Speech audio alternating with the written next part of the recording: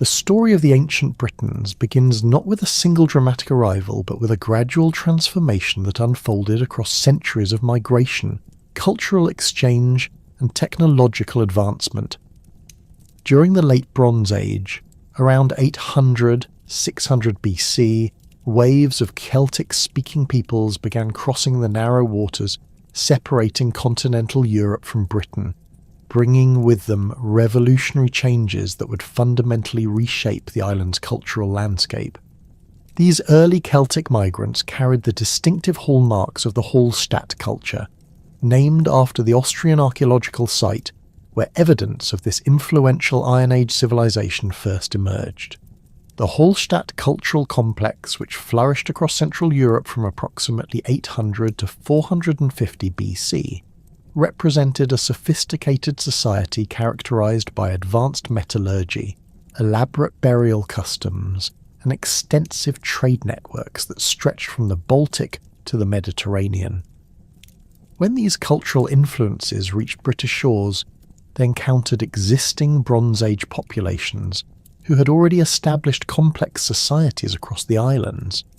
Archaeological excavations throughout Britain have revealed compelling evidence of this cultural transition through distinctive pottery assemblages that mark the arrival of Hallstatt-influenced groups.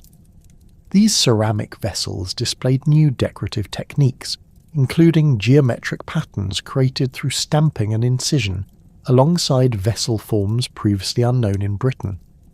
The pottery showed clear continental European influences, particularly in the adoption of angular carinated bowls and large storage jars with distinctive rim treatments. Sites such as All Canning's Cross in Wiltshire have yielded extensive pottery collections that demonstrate the gradual adoption of these new styles, suggesting not violent conquest but rather cultural assimilation and technological transfer. The metalwork traditions brought by these Celtic migrants represented perhaps the most significant technological advancement of the period.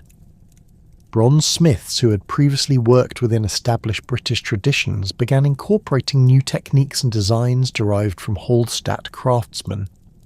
Swords evolved from the shorter, leaf-shaped blades of the Late Bronze Age to longer, more robust weapons with distinctive hilt constructions.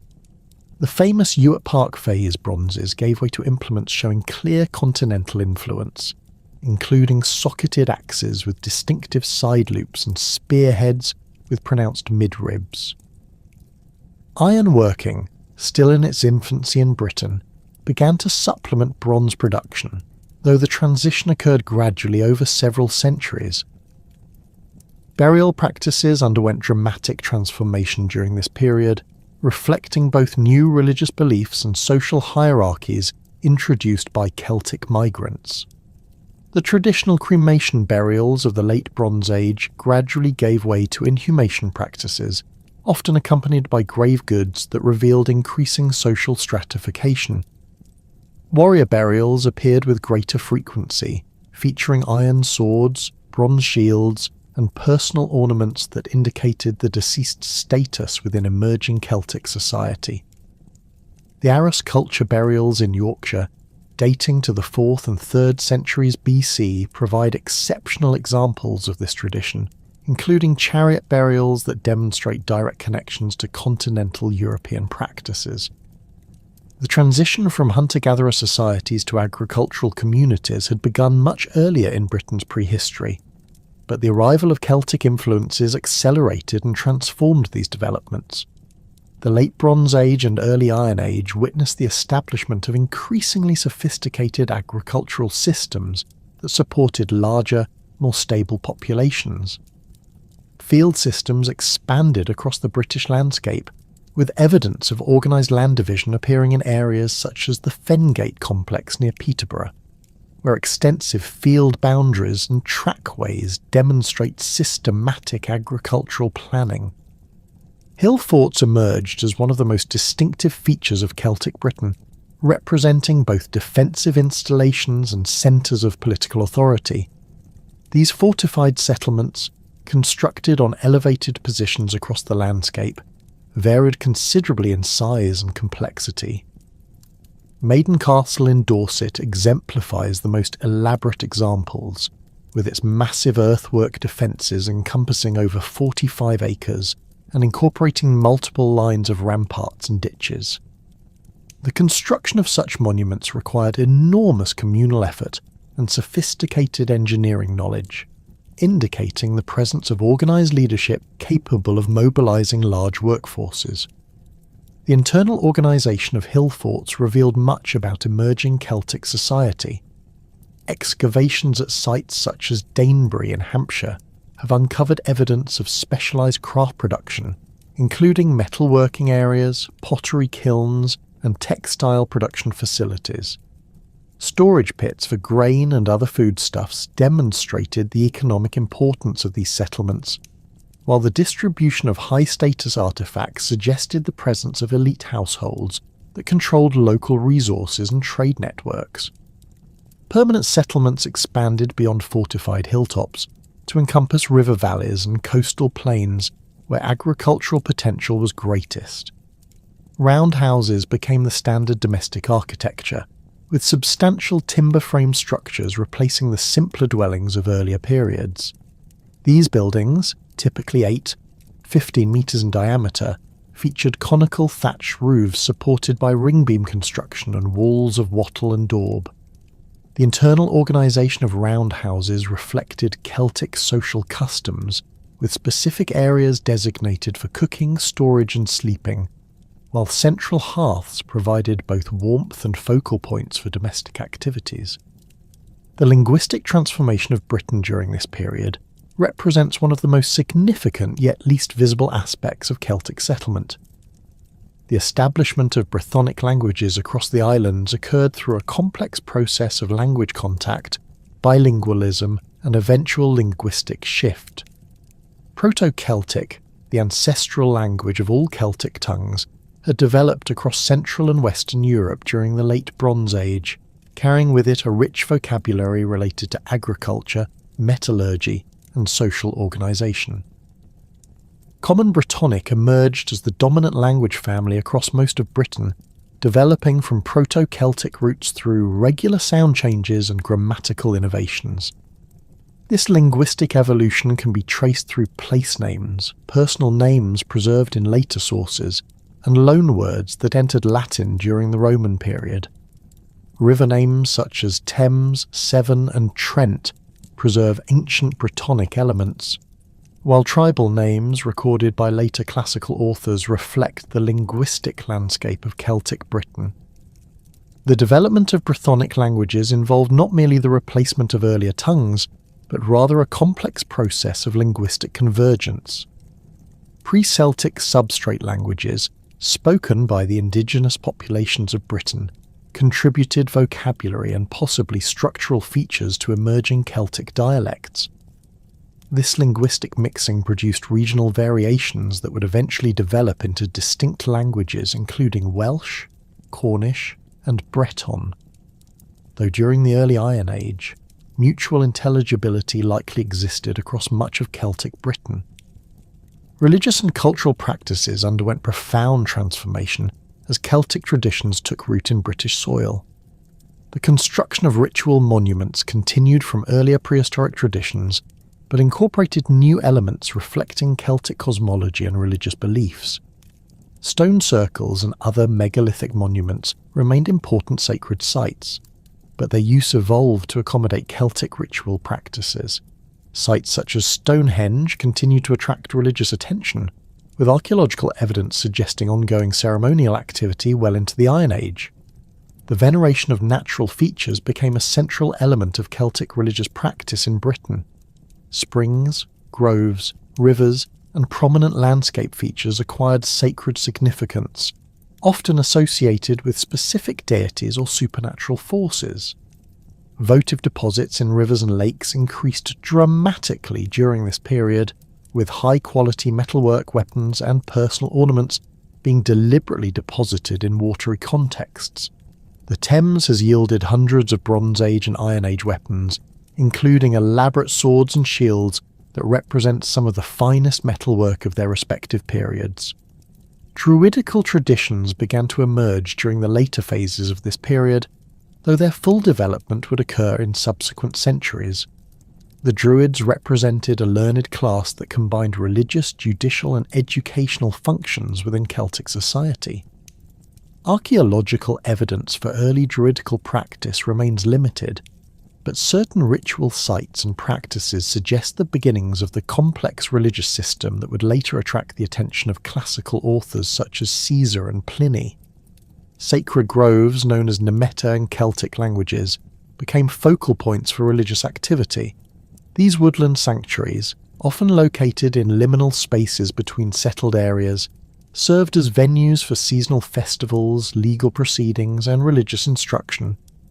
The preservation of ancient woodland areas near known Celtic settlements suggests the deliberate maintenance of these sacred spaces, while pollen analysis from archaeological sites indicates that certain groves were actively managed to maintain their ritual significance.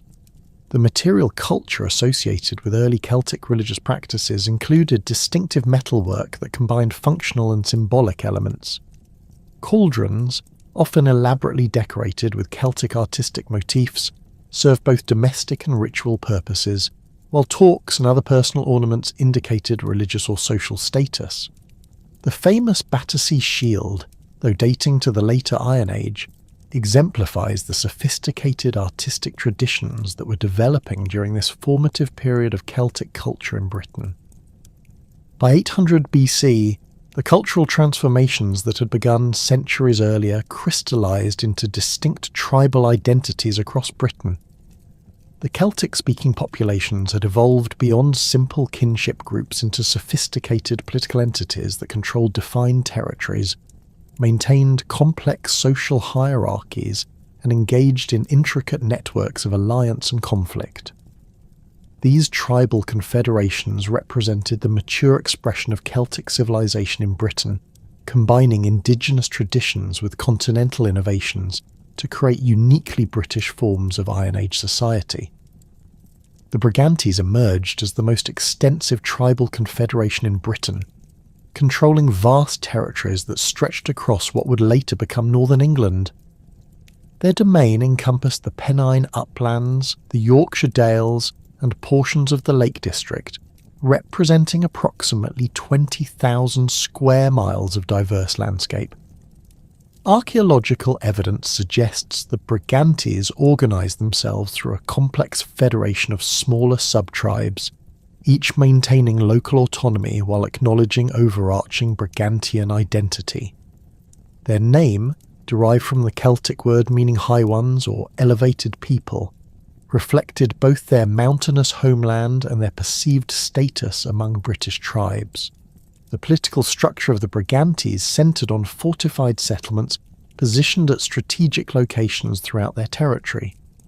Stanwick in North Yorkshire served as one of their most important centres, featuring massive earthwork defences that enclosed over 700 acres. The site's defensive works consisted of multiple ramparts and ditches that followed natural contours, creating a formidable barrier against potential attackers. Within these defences, archaeologists have uncovered evidence of metalworking, pottery production, and extensive storage facilities that supported a substantial population. The presence of imported goods, including Roman amphorae and continental European metalwork, indicates the site's importance as a trading centre that connected the Brigantian Confederation with broader European networks. South of the Brigantes, the Iceni controlled the fertile lowlands of what would become Norfolk and northern Suffolk. Their territory encompassed some of Britain's most productive agricultural land, supporting dense populations that enabled the Iceni to maintain military forces capable of challenging more extensive tribal confederations. The tribe's wealth derived primarily from grain production, cattle raising, and control of important trade routes that connected continental Europe with the British interior. Their settlements clustered around river valleys where rich alluvial soils supported intensive agriculture, while coastal locations provided access to maritime trade networks. The Iceni developed sophisticated coinage systems, earlier than most British tribes, minting gold and silver coins that circulated throughout eastern Britain. These coins featured distinctive artistic designs that combined Celtic motifs with influences derived from continental European traditions. Horse imagery dominated Icenian coinage, reflecting the tribe's reputation for superior cavalry forces and their cultural emphasis on equestrian prowess. The technical quality of Icenian coins demonstrates advanced metallurgical skills, while their wide distribution indicates extensive trading relationships that extended far beyond tribal boundaries. The Catuvellauni established themselves as the dominant power in southeastern Britain, controlling territories that encompassed modern Hertfordshire, Bedfordshire, and portions of surrounding counties. Their strategic position astride important river crossings and trade routes enabled them to extract tribute from neighbouring tribes while controlling access to continental European markets. The Catuvellauni developed complex urban centres that represented the most sophisticated settlements in pre-Roman Britain, combining defensive capabilities with extensive commercial and craft production facilities. Verulamium, located near modern St Albans, emerged as the Catuvellanian capital and one of Britain's most important oppida. The settlement occupied a naturally defensible position overlooking the River Vere, with artificial defences supplementing natural barriers to create an impregnable stronghold. Within the fortified area, archaeologists have identified distinct quarters dedicated to different activities. Metalworking areas produced iron tools and weapons, pottery workshops created both utilitarian and decorative vessels, and trading districts facilitated exchange with merchants from across Europe. The site's layout suggests centralised planning, with roadways connecting different quarters and open areas serving as markets and assembly places. The Catuvellauni maintained complex relationships with continental European tribes, particularly those in Gaul who shared similar cultural traditions and political interests. Archaeological evidence indicates regular diplomatic and commercial exchanges, with Catuvellanian nobles adopting continental fashions in metalwork, pottery, and personal ornamentation. These connections provided access to Mediterranean luxury goods, including wine, olive oil, and fine pottery that became status symbols within Catuvellanian society. In Wales, the Silures controlled the mountainous regions of what would become Glamorgan, Monmouthshire, and portions of adjacent territories.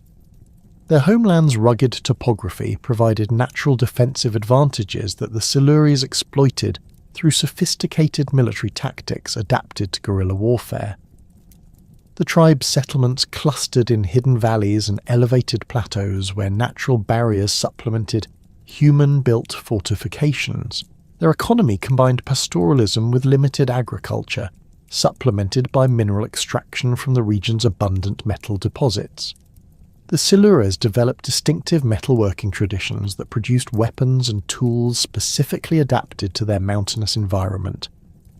Their smiths created specialized spearheads designed for close combat in confined spaces, while their shields featured reinforced construction that could withstand the impact of slingstones and javelins. The tribe's warriors gained reputations as formidable fighters who could disappear into familiar terrain after launching devastating attacks on enemies venturing into Silurian territory. The Ordovicians dominated the mountainous regions of central and northern Wales, controlling territories that included Snowdonia and the surrounding uplands. Their society adapted to the challenges of mountain life, developing pastoral economies based on sheep and cattle herding, while maintaining fortified settlements positioned at strategic mountain passes. The Ordovices exploited their region's mineral wealth, particularly copper deposits that had been worked since the Bronze Age, creating trade networks that distributed Welsh metals throughout Britain and continental Europe. These major tribal confederations coexisted with numerous smaller groups that maintained local autonomy while acknowledging the authority of larger neighbours.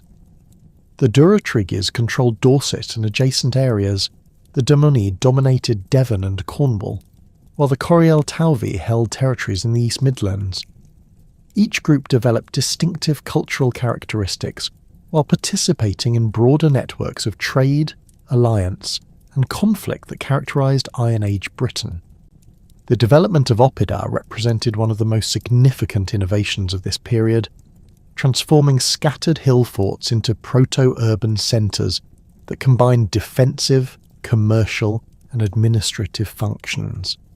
Camulodunum, located near modern Colchester, exemplified the most advanced form of oppidum development in Britain.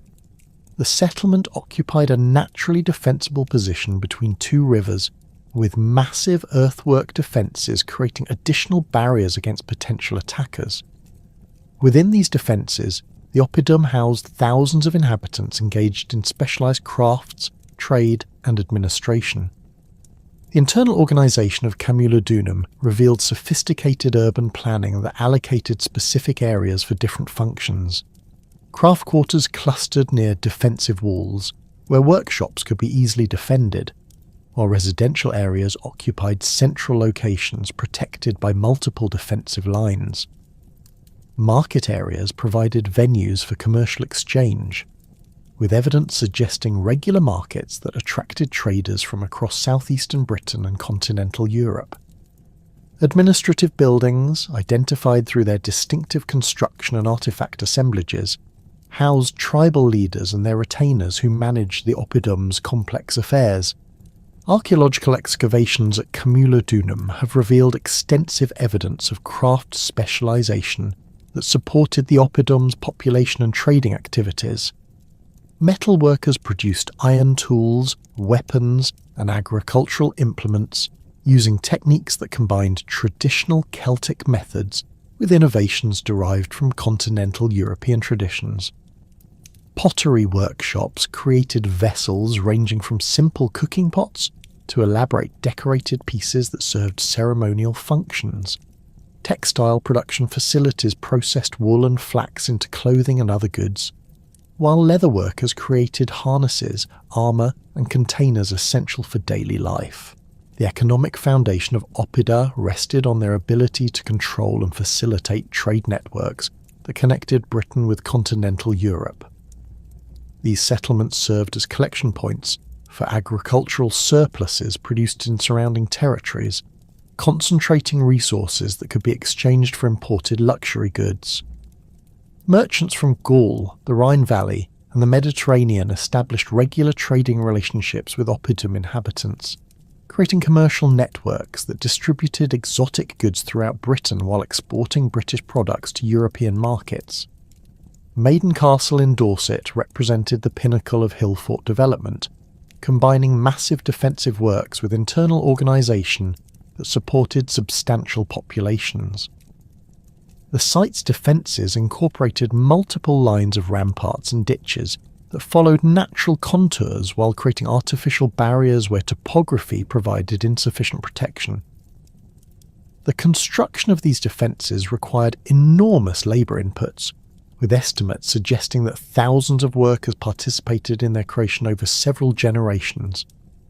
The internal organisation of Maiden Castle revealed complex social hierarchies that governed daily life within the fortified settlement. Elite residences occupied prominent positions within the defences, featuring larger structures with superior construction and access to imported luxury goods. Craft production areas clustered in specific quarters where specialised workers created goods for both local consumption and external trade. Storage facilities concentrated near the settlement's centre, providing secure locations for grain and other foodstuffs that sustained the population during sieges or periods of scarcity. Social hierarchy within Iron Age British tribes reflected complex systems that balanced inherited status with achieved authority. Nobility derived their positions from genealogical connections to founding ancestors, control of productive land, and success in warfare or diplomacy. These aristocratic families maintained their status through conspicuous consumption of luxury goods, generous hospitality that demonstrated their wealth, and leadership in military campaigns that brought prestige and plunder to their followers. The warrior culture that dominated tribal society emphasized personal courage, martial skill, and loyalty to kinship groups or chosen leaders. Warriors trained from childhood in weapons handling, horsemanship, and combat tactics, appropriate to their tribal traditions and territorial requirements. The Brigantes developed cavalry forces adapted to their upland terrain, while the Silures specialized in guerrilla tactics suited to their mountainous homeland. Weapons served both practical and symbolic functions, with elaborately decorated swords and shields indicating their owner's status within warrior hierarchies. Druids occupied unique positions within tribal societies, combining religious authority with judicial and educational responsibilities. These learned individuals underwent extensive training that could last decades, memorizing vast bodies of oral tradition that included religious law, legal precedents, genealogies, and practical knowledge essential for tribal administration. Druids served as intermediaries between human communities and supernatural forces, conducting sacrifices and rituals that maintained cosmic balance and tribal prosperity. The Druidical education system created networks that transcended tribal boundaries, with Druids from different tribes sharing common training and maintaining relationships that facilitated diplomatic communication and conflict resolution. Sacred groves served as educational centres where aspiring Druids learned their complex curriculum, while also functioning as neutral territories where intertribal meetings could occur safely. The Druids' reputation for wisdom and neutrality made them valuable mediators in disputes that might otherwise escalate into warfare. Craftsmen occupied important positions within tribal hierarchies, with skilled metalworkers, potters, and other specialists enjoying status that reflected their essential contributions to community welfare. Master smiths who could create superior weapons and tools gained recognition that extended beyond their immediate tribes, with some individuals attracting patronage from multiple aristocratic families. The transmission of craft knowledge occurred through apprenticeship systems that preserved technical traditions while allowing for innovation and adaptation to changing requirements. Cattle wealth formed the foundation of tribal economies, with herds serving as both practical resources and indicators of social status.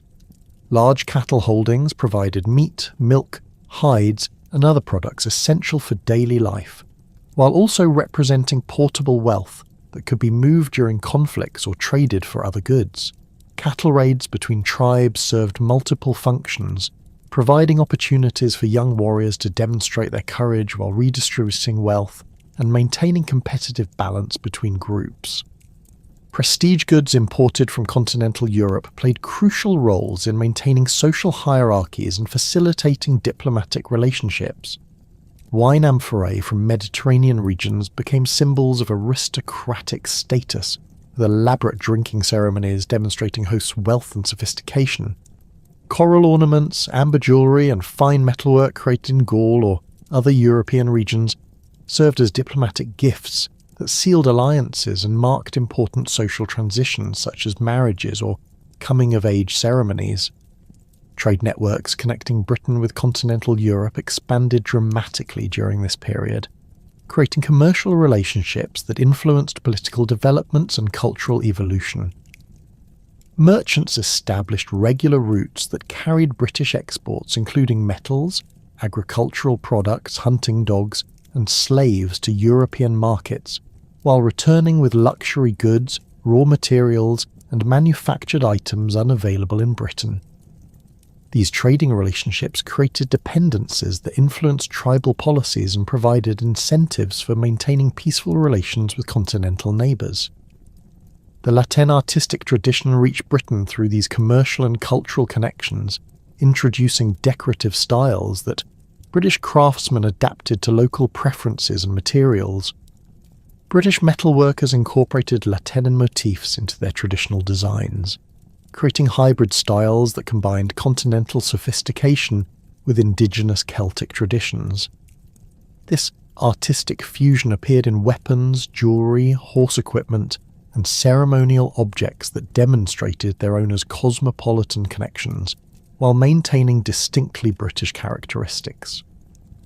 The spiritual landscape of Celtic Britain operated through an intricate system that permeated every aspect of daily life, from the seasonal rhythms governing agricultural cycles to the complex legal proceedings that resolved tribal disputes. At the heart of this religious framework stood the Druids, a learned class whose influence extended far beyond ceremonial functions to encompass education, jurisprudence, medicine, and the preservation of cultural memory through oral tradition. The Druidical system represented one of the most sophisticated intellectual institutions in prehistoric Europe, requiring initiates to undergo training periods that could extend for 20 years or more. Aspiring Druids memorized vast collections of religious lore, legal precedents, genealogies, astronomical observations, and practical knowledge essential for tribal governance. This educational process occurred entirely through oral transmission, as Druids deliberately avoided committing their sacred knowledge to writing, believing that written records diminished the power and accuracy of memorized traditions. The social position of Druids within Celtic society granted them extraordinary privileges and responsibilities that transcended normal tribal boundaries.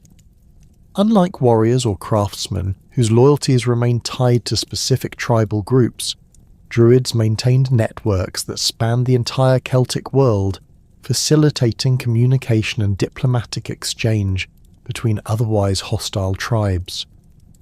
Their sacred groves served as neutral territories where representatives from different groups could meet safely, while their reputation for wisdom and impartiality made them natural arbitrators in complex legal disputes. Druidical education centres, typically located in secluded woodland areas considered sacred to particular deities, attracted students from across Britain and Gaul. These forest academies operated according to strict hierarchies that reflected broader Celtic social structures, while maintaining their own internal systems of advancement and specialisation. Senior Druids served as teachers and administrators, while junior members performed supporting roles that included maintaining sacred sites, preparing ritual materials, and assisting in ceremonial functions. The curriculum mastered by Druids encompassed multiple specialised areas that reflected their diverse responsibilities within tribal society. Religious knowledge included detailed understanding of Celtic mythology, seasonal festivals, proper ritual procedures, and the complex relationships between human communities and supernatural forces. Legal training involved memorizing customary laws, precedents from previous cases, and procedures for conducting trials and enforcing judgments. Medical instruction covered herbal remedies, surgical techniques, and healing rituals that combined practical treatment with spiritual intervention. Astronomical knowledge formed a crucial component of Druidical education, enabling priests to calculate festival dates, predict eclipses, and maintain calendrical systems that coordinated religious and agricultural activities. The Coligny calendar, though discovered in Gaul, represents the type of sophisticated timekeeping system that British Druids likely employed to organise their complex ceremonial cycles. This bronze tablet records a lunisolar calendar that reconciled lunar months with solar years through intricate mathematical calculations, demonstrating the advanced mathematical skills required of Druidical practitioners. Sacred groves, known as nemeta in the Celtic languages, functioned as the primary venues for Druidical activities and tribal religious observances. These woodland sanctuaries occupied carefully selected locations that combined practical accessibility with spiritual significance, often situated near springs, unusual rock formations, or other natural features believed to facilitate communication with supernatural forces. Archaeological investigations at sites such as Hayling Island in Hampshire have revealed evidence of timber structures within sacred enclosures, suggesting that some groves included built environments that supplemented natural settings.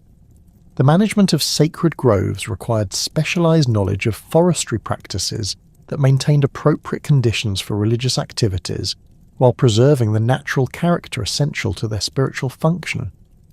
Druids selectively cleared undergrowth to create ceremonial spaces while protecting ancient trees that served as focal points for particular rituals. Oak trees held special significance in Druidical practice, with their longevity and impressive size making them suitable symbols of divine power and temporal continuity. Ritual deposits discovered throughout Britain provide compelling archaeological evidence for the religious practices that characterise Celtic spirituality. The site of Lyn Cerrig on Anglesey has yielded one of the most spectacular assemblages of votive offerings from Iron Age Britain, including weapons, tools, slave chains and vehicle fittings that were deliberately deposited in the lake over several centuries. The quality and variety of these objects indicate that the site attracted offerings from across Wales and beyond, suggesting its importance as a regional religious centre. The Thames ritual landscape represents another crucial source of evidence for Celtic religious practices, with hundreds of high-quality metalwork pieces recovered from the river between London and its source in Gloucestershire. These deposits include elaborately decorated shields, swords with precious metal inlays, and personal ornaments that represent some of the finest craftsmanship of their respective periods. The Battersea Shield, discovered near Battersea Bridge in London, exemplifies the sophisticated artistic traditions associated with ritual deposits, featuring intricate lateen designs executed in bronze with coral and glass inlays. The deliberate nature of these river deposits becomes clear through analysis of their locations and contexts. Objects were typically placed in specific areas where rivers changed direction, flowed around islands, or passed significant landmarks, suggesting that these locations held particular spiritual significance. The condition of deposited items indicates they were often new or recently repaired when offered, demonstrating that communities sacrificed valuable resources rather than disposing of worn-out equipment. Celtic cosmology envisioned a universe structured around multiple interconnected realms that influenced human affairs through complex patterns of interaction and exchange. The other world, known by various names in different Celtic languages, existed parallel to the human world but remained accessible through specific locations, times, and ritual procedures. This supernatural realm served as the dwelling place of gods, spirits, and the honoured dead, while also functioning as the source of wisdom, inspiration, and magical power that could benefit human communities. The boundaries between the human world and otherworld became permeable during certain seasons and at particular locations, creating opportunities for communication and exchange between mortal and supernatural beings. Samhain, celebrated at the beginning of November, mark the most significant of these liminal periods when the barriers between worlds weakened sufficiently to allow extensive supernatural activity. During this festival, communities honoured their ancestors while taking precautions against malevolent spirits that might exploit the increased permeability between realms. Beltane, observed at the beginning of May, celebrated fertility and renewal through rituals that ensured successful crops and healthy livestock. Communities drove cattle between specially prepared bonfires that purified the animals and protected them from disease, while people leaped over smaller fires to gain similar benefits. The festival marked the beginning of the summer grazing season when cattle moved to upland pastures, making the protective rituals essential for pastoral communities dependent on their herd's welfare. Lugnasad, held in early August, commemorated the harvest season and honoured Lugh, a deity associated with skill, craftsmanship, and sovereignty. The festival featured competitive games, craft displays, and trading activities that brought together communities from extensive areas. Archaeological evidence suggests that some hillforts and oppida hosted large gatherings during this period, with temporary structures erected to accommodate visitors and extensive areas cleared for athletic competitions and market activities. The Winter Solstice Festival, later known as Alban Arthur in Welsh tradition, celebrated the return of increasing daylight and the promise of spring's eventual arrival.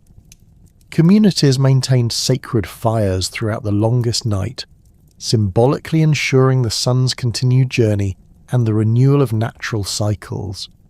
The festival included divination practices that attempted to predict the coming year's prospects, while elaborate feasting demonstrated community solidarity during the challenging winter months.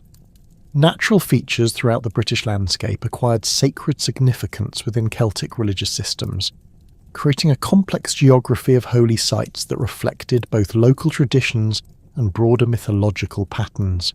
Springs and wells served as points of contact with underground deities and provided venues for healing rituals that combined practical bathing with spiritual purification.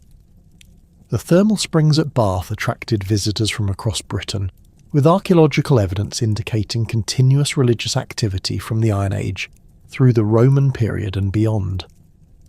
Mountain peaks and prominent hills functioned as dwelling places for sky gods and observation points for astronomical phenomena essential to religious calculations. The Wrekin in Shropshire, Penifan in Wales, and numerous other elevated locations show evidence of ritual activity, including votive deposits, temporary structures, and carved symbols that marked their sacred status. These high places served as venues for seasonal festivals that required extensive visibility, while their prominence in the landscape made them natural symbols of divine authority and cosmic order.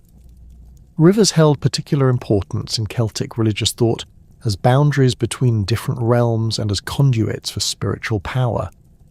The personification of major rivers as goddesses appears throughout Celtic mythology, with the Thames, Severn and other significant waterways receiving regular offerings and serving as focal points for tribal religious activities.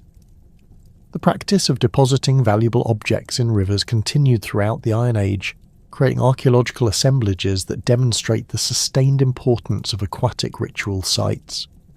Forest and woodland areas provided venues for the most secretive and powerful druidical rituals, particularly those involving human sacrifice and the most sacred mysteries of Celtic religion. Classical authors such as Tacitus and Pliny describe druidical ceremonies conducted in remote groves where ancient trees served as natural temples and the forest canopy created appropriate atmospheres for supernatural encounters. Archaeological evidence for these woodland sanctuaries remains limited due to the perishable nature of organic materials and the deliberate secrecy surrounding druidical practices. Human sacrifice represented one of the most controversial aspects of Celtic religious practice, documented through both archaeological evidence and classical literary sources. Bog bodies discovered throughout northwestern Europe, including several examples from Britain, provide physical evidence for ritual killings that involved elaborate procedures designed to ensure the victim's transition to the other world. Lindo Man, discovered in a Cheshire peat bog, shows evidence of multiple forms of ritual death including strangulation, throat cutting, and blunt force trauma, suggesting that his sacrifice followed complex ceremonial requirements. The practice of human sacrifice served multiple functions within Celtic society, including communication with supernatural forces, resolution of cosmic imbalances, and demonstration of community commitment to divine powers. Victims were often selected from specific social categories, including criminals, prisoners of war, and volunteers who sought honour through sacrificial death. The elaborate nature of sacrificial procedures indicates that these rituals required extensive preparation and the participation of trained specialists who understood the complex requirements for successful completion. Archaeological evidence from sites such as South Cadbury Hillfort suggests that human sacrifice sometimes accompanied major construction projects or responses to community crises.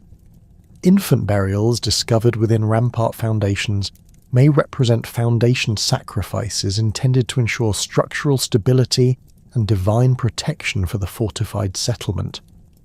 Similar deposits at other sites indicate that sacrificial practices extended beyond formal religious ceremonies to encompass practical applications in construction, agriculture, and warfare. Ritual warfare represented another distinctive aspect of Celtic religious practice, combining military objectives with ceremonial requirements that honoured martial deities and demonstrated tribal courage. Warriors underwent purification rituals before battle, including bathing in sacred springs and receiving blessings from Druids who invoke divine protection and guidance. Battle standards incorporated religious symbols and sacred materials that connected human conflicts with cosmic struggles between order and chaos. The taking of heads from defeated enemies served both practical and spiritual purposes within Celtic warrior culture. Heads were believed to contain the essence of their owner's courage and wisdom, making them valuable trophies that could transfer these qualities to their captors. Archaeological evidence from sites such as Breton Hill in Worcestershire shows human skulls displayed at settlement entrances, while classical sources describe Celtic warriors decorating their homes and temples with the heads of notable enemies. Votive offerings encompassed a vast range of objects and materials that communities dedicated to supernatural forces in exchange for divine favour or assistance. Weapons represented the most common category of martial offerings, with swords, spears, shields and helmets deposited in rivers, lakes and sacred groves throughout Britain. The quality of these offerings indicates that communities sacrificed valuable military equipment rather than obsolete or damaged items, demonstrating genuine commitment to their religious obligations. Personal ornaments including torques, bracelets, brooches and other jewellery formed another significant category of votive deposits. These items often showed evidence of deliberate damage or modification before deposition, suggesting that their transformation from functional objects to sacred offerings required specific ritual procedures. The famous Snettisham treasure from Norfolk includes numerous gold and silver torques that may represent accumulated votive offerings from a major religious site. Agricultural tools and domestic implements appear less frequently in votive deposits but provide evidence for the religious dimensions of everyday activities. Ploughshares, sickles, cauldrons and other utilitarian objects were occasionally dedicated to deities associated with fertility, craftsmanship or domestic prosperity. The relative rarity of such offerings may reflect their essential nature for survival, making their sacrifice particularly meaningful demonstrations of religious devotion. The organisation of religious festivals and ceremonies required extensive community cooperation that reinforced social bonds while fulfilling spiritual obligations. Seasonal celebrations brought together extended kinship groups and neighbouring communities for shared rituals that included feasting, competitive games, trading activities and religious observances. These gatherings served multiple functions beyond their primary spiritual purposes, facilitating marriages, political negotiations, legal proceedings, and cultural exchange that maintained broader Celtic civilization. The archaeological record preserves evidence of these large-scale religious gatherings through the remains of temporary structures, extensive cooking facilities, and artefact assemblages that indicate the presence of visitors from distant regions. Sites such as Tara in Ireland and Emain Macha in Ulster show evidence of periodic large assemblies that attracted participants from across extensive territories, while similar patterns likely existed at major British religious centres. The religious framework that governed Celtic Britain found its most tangible expression through the sophisticated artistic traditions that emerged during the Latene period, transforming everyday objects into vehicles for spiritual and social communication. British craftsmen adapted continental European artistic styles to create distinctly insular variations that reflected local preferences while maintaining connections to broader Celtic cultural networks. These artistic developments coincided with fundamental changes in settlement patterns, economic organisation, and social customs that collectively defined the character of Iron Age British civilization. The Latin artistic tradition reached Britain through multiple channels of cultural transmission, including trade relationships, diplomatic exchanges, and the movement of skilled craftsmen between tribal territories.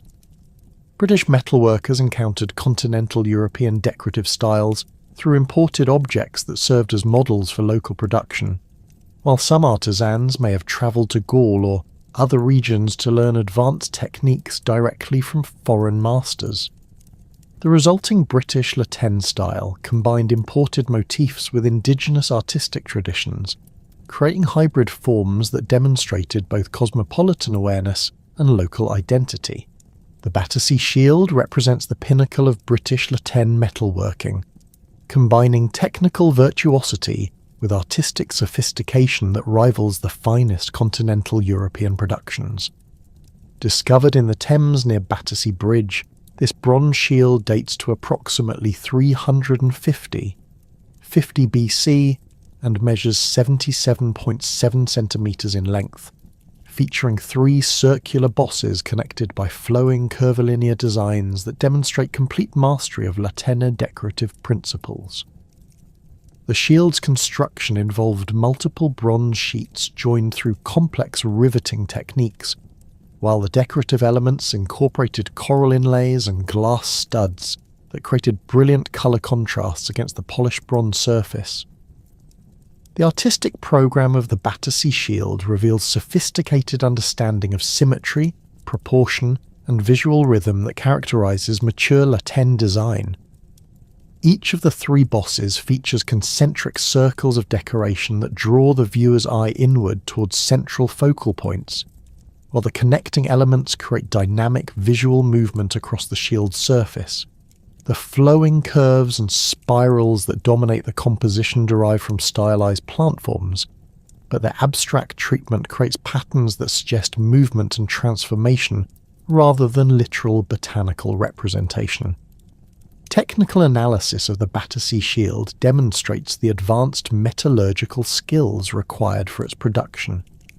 The bronze alloy contains carefully controlled proportions of copper and tin that provided optimal working properties for the complex forming operations required to create the 3-dimensional decorative elements. The coral inlays were precisely fitted into prepared recesses, requiring accurate measurement and cutting techniques that indicate specialized knowledge of both materials and tools. The overall construction suggests collaboration between multiple craftsmen with complementary skills, reflecting the organised workshop systems that supported high-quality metalwork production. The Desborough mirror exemplifies another distinctive British development within Latin artistic traditions, demonstrating how continental decorative styles were adapted to uniquely British object types. This bronze hand mirror, discovered in Northamptonshire and dating to approximately 10 BC, features elaborate engraved decoration on its reverse side that combines traditional Latin motifs with innovative compositional arrangements. The mirror's decorative scheme centres on a complex pattern of interlocking spirals and curves that create optical illusions of depth and movement, while hatched background areas provide textural contrast that enhances the primary design elements. The production of decorated mirrors represents a distinctly British tradition within Celtic metalworking, with no comparable objects known from continental European contexts. British craftsmen developed specialised techniques for creating these mirrors, including methods for achieving highly reflective surfaces through careful polishing and alloy composition. The decorative programs applied to mirror backs demonstrate sophisticated understanding of how engraved designs would appear when viewed from different angles and under varying lighting conditions. British sword production during the Latin period combined functional requirements with decorative elements that reflected their owner's status and cultural affiliations. The anthropomorphic hilted daggers found at sites such as Minster Ditch in Oxfordshire feature human-faced pommel designs that may represent protective deities or ancestral spirits. These weapons demonstrate advanced forging techniques that produce strong, flexible blades capable of withstanding combat stress while maintaining sharp cutting edges. The decorative elements incorporated into sword hilts and scabbards required additional specialized skills in casting, engraving, and inlay work that elevated weapons beyond mere functional tools. Scabbard decoration reached extraordinary levels of sophistication in British Latin metalworking, with examples such as the Standlake scabbard demonstrating complete integration of artistic and functional requirements. The bronze scabbard plates feature flowing curvilinear designs that complement the weapon's form while providing protective covering for the iron blade. The decorative program includes stylized animal forms integrated into abstract patterns that create visual narratives relating to warfare, protection, or supernatural power. Torques represented the most prestigious category of Celtic personal ornament, serving as indicators of high social status while demonstrating the technical capabilities of skilled metal workers. The Great Torque from Snettisham, weighing over 1 kilogram and crafted from gold and silver alloy, exemplifies the finest British torque production. The massive neck ring features twisted rope construction created through complex forming techniques that required precise control of metal flow and temperature. The terminals display elaborate sculptural decoration incorporating human and animal motifs that demonstrate sophisticated three-dimensional modelling skills. The production techniques employed in British torque manufacture evolved considerably during the La Tène period, with early examples featuring relatively simple twisted wire construction, while later pieces incorporated complex multi-strand designs and elaborate terminal decorations. The Ipswich torques, discovered in Suffolk, represent an intermediate stage in this development, featuring hollow construction that reduced weight while maintaining visual impact. The technical knowledge required for hollow forming indicates that British metal workers had mastered advanced techniques that were also employed in continental European workshops. Horse equipment provided another venue for displaying La Tène artistic traditions, reflecting the importance of cavalry forces in Celtic warfare and the prestige associated with superior horsemanship. Bronze bridle bits from sites such as Polden Hill in Somerset feature elaborate decorative elements that transformed functional equipment into status symbols. The curvilinear designs applied to horse gear often incorporated protective symbols or divine imagery intended to ensure the safety and performance of both horse and rider during combat or ceremonial occasions. The Polden Hill hoard includes not only horse equipment, but also chariot fittings that demonstrate the continuing importance of wheeled vehicles in British Celtic society. The bronze terret rings and other chariot components feature sophisticated casting techniques and surface decoration that rival the finest contemporary metalwork. The hoard's composition suggests it may have been buried during a period of conflict, preserving a complete assemblage of high-status military equipment that would otherwise have been recycled or lost. Settlement patterns across Iron Age Britain reflected both practical considerations related to defence, agriculture and trade, as well as cultural preferences that emphasise community organisation and social hierarchy.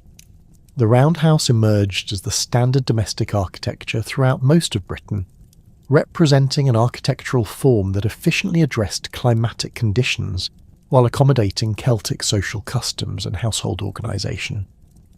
These circular structures typically measured between 8 and 15 metres in diameter, with substantial timber frameworks supporting conical thatched roofs that shed rain effectively while providing excellent insulation. The construction of roundhouses required sophisticated understanding of structural engineering principles that distributed roof loads through carefully designed post and beam systems. The primary structural elements consisted of a ring of vertical posts that supported a ring beam from which rafters extended to a central ridge or apex. This construction method created strong, stable structures capable of withstanding severe weather conditions while providing maximum interior space with minimal material requirements. Archaeological excavations at sites such as Pimpern Down in Dorset have revealed evidence of the complex carpentry techniques employed in roundhouse construction, including mortise and tenon joints and other advanced woodworking methods. The interior organisation of roundhouses reflected Celtic social customs and household activities through carefully planned spatial arrangements. Central hearths provided focal points for domestic life, while serving practical functions for cooking, heating, and light. the areas immediately surrounding hearths typically showed evidence of intensive use for food preparation and consumption, while peripheral zones accommodated sleeping areas, storage facilities, and craft activities. The positioning of doorways, usually facing southeast to maximize natural light and minimize exposure to prevailing winds, created standard orientations that may have held symbolic as well as practical significance. Regional variations in roundhouse construction techniques and decorative elements demonstrate local adaptations to environmental conditions and cultural preferences. In Wales and southwestern Britain, stone foundations became common where suitable building stone was readily available, while timber remained the primary construction material in forested regions. The use of cob, a mixture of clay, straw, and other organic materials for wall construction, appears to have been widespread, though the perishable nature of these materials limits archaeological preservation. The development of hill forts represented one of the most significant architectural achievements of Iron Age Britain, combining defensive capabilities with urban planning principles that accommodated substantial populations within fortified perimeters. The construction techniques employed in hill fort defences evolved considerably during the Iron Age, beginning with simple earthwork ramparts and developing into sophisticated defensive systems that incorporated multiple lines of obstacles, complex entrance arrangements, and specialised architectural features designed to maximise defensive effectiveness. Maiden Castle's defensive system exemplifies the most advanced hill fort architecture, featuring multiple concentric ramparts with carefully engineered profiles that maximise the difficulty of assault while providing optimal fighting positions for defenders. The rampart's construction involved massive earth-moving operations that created steep-sided barriers up to 20 metres in height, while the intervening ditches provided additional obstacles and sources of material for rampart construction. The entrance arrangements at Maiden Castle demonstrate sophisticated understanding of defensive architecture, with complex passages that forced attackers to navigate multiple turns while exposing them to concentrated defensive fire. The internal organisation of hill forts reveals urban planning concepts that allocated specific areas for different activities while maintaining overall defensive coherence. Excavations at Danebury Hill Fort in Hampshire have identified distinct quarters for craft production, storage, residential occupation, and religious activities. The metalworking areas clustered near defensive walls, where forges could be easily supplied with fuel and raw materials while remaining protected from external attack. Storage facilities concentrated in central areas where grain pits and other food reserves could be defended most effectively during siege conditions. Craft specialisation within hill forts supported populations that extended far beyond simple agricultural communities, creating economic systems that resembled proto-urban settlements. The archaeological evidence from Danebury indicates the presence of specialised metalworkers, potters, textile producers, and other craftsmen who served both local populations and external markets. The organisation of these craft activities suggests centralised control that may have involved elite patronage or administrative oversight of production and distribution. The pottery traditions of Iron Age Britain demonstrate both continuity with earlier prehistoric styles and innovation in response to changing social requirements and technological capabilities. The development of wheel-thrown pottery during the later Iron Age represents a significant technological advancement that enabled mass production of standardized vessel forms, while maintaining opportunities for decorative elaboration. The introduction of potter's wheels, probably derived from continental European models, required specialized training and workshop facilities that supported full-time craft specialists. Regional pottery styles reflect local preferences and cultural identities while participating in broader technological and stylistic developments. The Aylesford swirling pottery tradition of southeastern Britain demonstrates clear continental influences, including vessel forms and decorative techniques that parallel contemporary Gaulish productions. These high-quality wheel-thrown vessels often featured burnished surfaces and geometric decoration that created visually striking effects through contrast between polished and unpolished areas. The Glastonbury-style pottery of southwestern Britain represents a distinctly regional tradition that combined indigenous decorative motifs with technical innovations derived from continental sources. These vessels typically featured curvilinear designs executed through various techniques including incision, stamping and applied decoration. The artistic sophistication of Glastonbury-style pottery indicates the presence of skilled craftsmen who adapted Latin decorative principles to ceramic media while maintaining local cultural preferences. Textile production represented one of the most important economic activities in Iron Age Britain, supporting both local consumption and external trade through the creation of woolen cloth that gained international recognition for its quality. Archaeological evidence for textile production includes spindle whorls, loom weights, and other equipment that indicates household-level production, supplemented by more specialised workshop activities. The quality of British wool and woolen textiles attracted attention from continental European markets, with classical sources mentioning British cloth as a significant export commodity. The organisation of textile production involved complex processes that began with sheep breeding and management and extended through wool processing, spinning, weaving and finishing operations.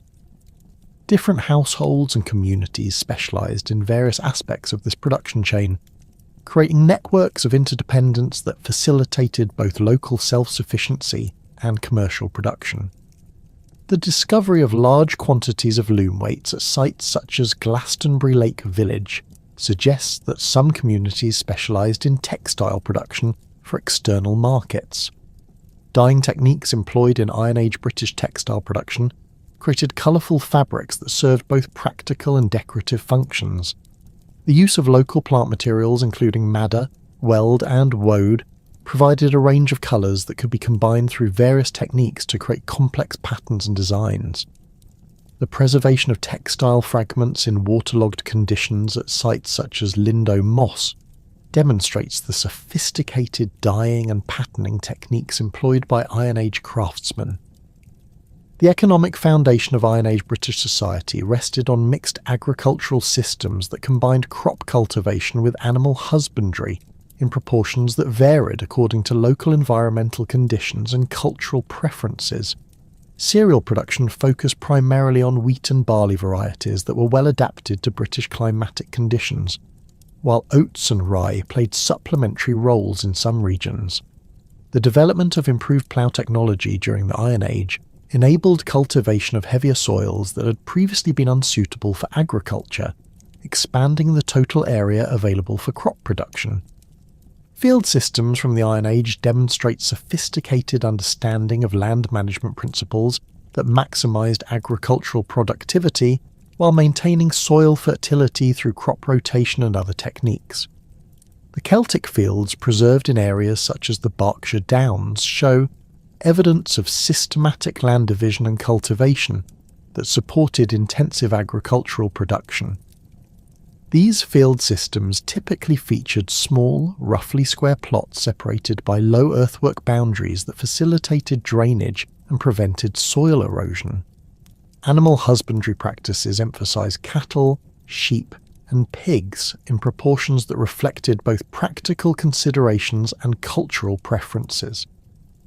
Cattle provided multiple products including meat, milk, hides, and traction power for agricultural operations, while also serving as indicators of wealth and status within Celtic society.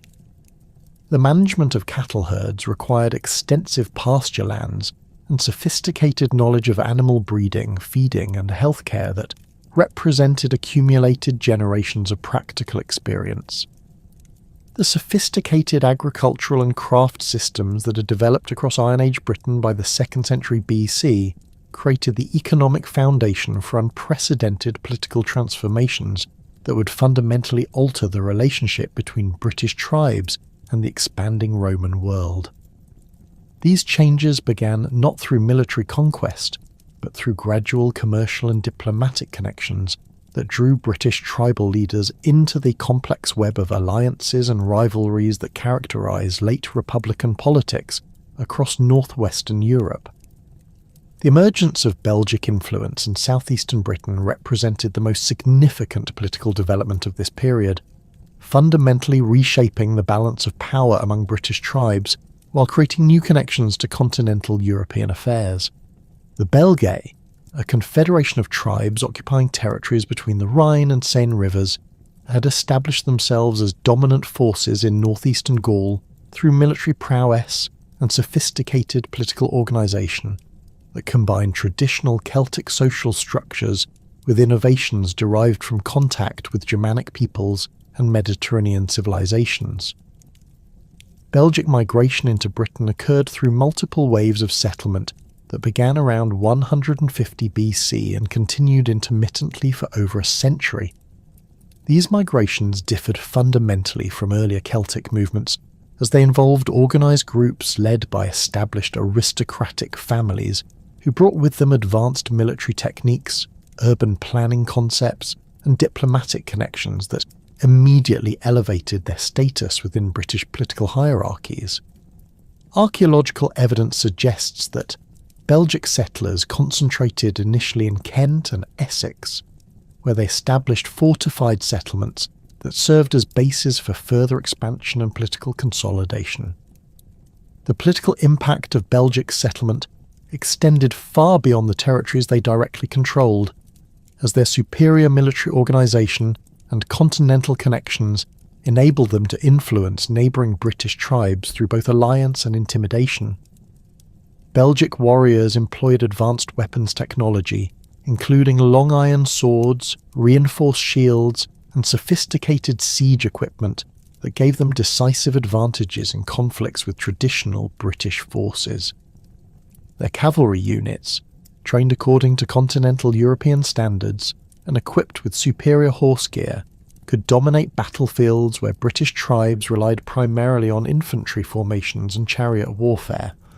Commius emerged as the most significant Belgic leader to establish authority in Britain, creating a political network that spanned both sides of the English Channel and demonstrated the new forms of international diplomacy that characterised this period. Originally a king of the Atrebates in Gaul, Commius had established close relationships with Roman authorities during the early phases of Caesar's Gallic campaigns, serving as a diplomatic intermediary and military ally who facilitated Roman operations against other Gallic tribes. His decision to extend his authority into Britain reflected both personal ambition and strategic calculations about the changing political landscape of northwestern Europe. The establishment of Commius's British kingdom centred on the territory that would later become Hampshire and West Sussex, where he created a political structure that combined traditional Celtic kingship with innovations derived from his continental experience. His capital at Calava Atrebatum, later known as Silchester, represented one of Britain's first true urban centres, featuring planned street layouts, specialised craft quarters, and defensive works that incorporated both British and continental European architectural traditions. The settlement's organisation demonstrated sophisticated understanding of urban planning principles that created efficient systems for administration, commerce, and defence. Commius's political success depended heavily on his ability to maintain relationships with both Roman authorities and British tribal leaders, requiring diplomatic skills that balance competing interests while advancing his own territorial ambitions. His position as a Roman client king provided access to military support and commercial opportunities that enhanced his power within Britain, while his British territories offered resources and strategic advantages that increased his value to Roman commanders. This complex web of relationships exemplified the new forms of international politics that emerged as Roman influence expanded into northwestern Europe. The development of proto-urban centres under Belgic influence represented a fundamental transformation in British settlement patterns that introduced continental European concepts of urban organisation and administration. These oppidea combined defensive capabilities with commercial and administrative functions that supported populations significantly larger and more specialised than traditional British hill forts. The planning and construction of these urban centres required organisational capabilities that demonstrated the sophisticated political structures emerging under Belgic leadership. Camulodunum, established by Cunobelinus around 10 AD, exemplified the most advanced form of British proto-urban development, incorporating features that would influence urban planning throughout the Roman period. The settlement occupied a naturally defensible position between the rivers Colin and Schiepen, with artificial defences supplementing natural barriers to create an impregnable stronghold. The internal organisation allocated specific areas for royal residences, craft production, commercial activities, and religious observances, creating a planned urban environment that supported diverse populations and complex economic activities. The archaeological evidence from Camulodunum reveals extensive craft specialisation that supported both local consumption and long-distance trade networks. Metalworking quarters produced high-quality weapons, tools and decorative objects using techniques that combined traditional British methods with continental innovations. Pottery workshops created both utilitarian vessels and elaborate decorated pieces that demonstrated technical skills comparable to contemporary Gaulish productions. The presence of imported goods including wine amphorae, fine pottery, and luxury metalwork indicates extensive commercial connections that linked Camulodunum to markets throughout the Roman world. The administrative systems developed within these proto-urban centres required new forms of record-keeping and bureaucratic organisation that represented significant departures from traditional Celtic governance methods. While Druids continued to maintain oral traditions and legal precedents, the complex commercial and diplomatic activities of Belgic kingdoms necessitated written records that could document transactions, treaties, and administrative decisions.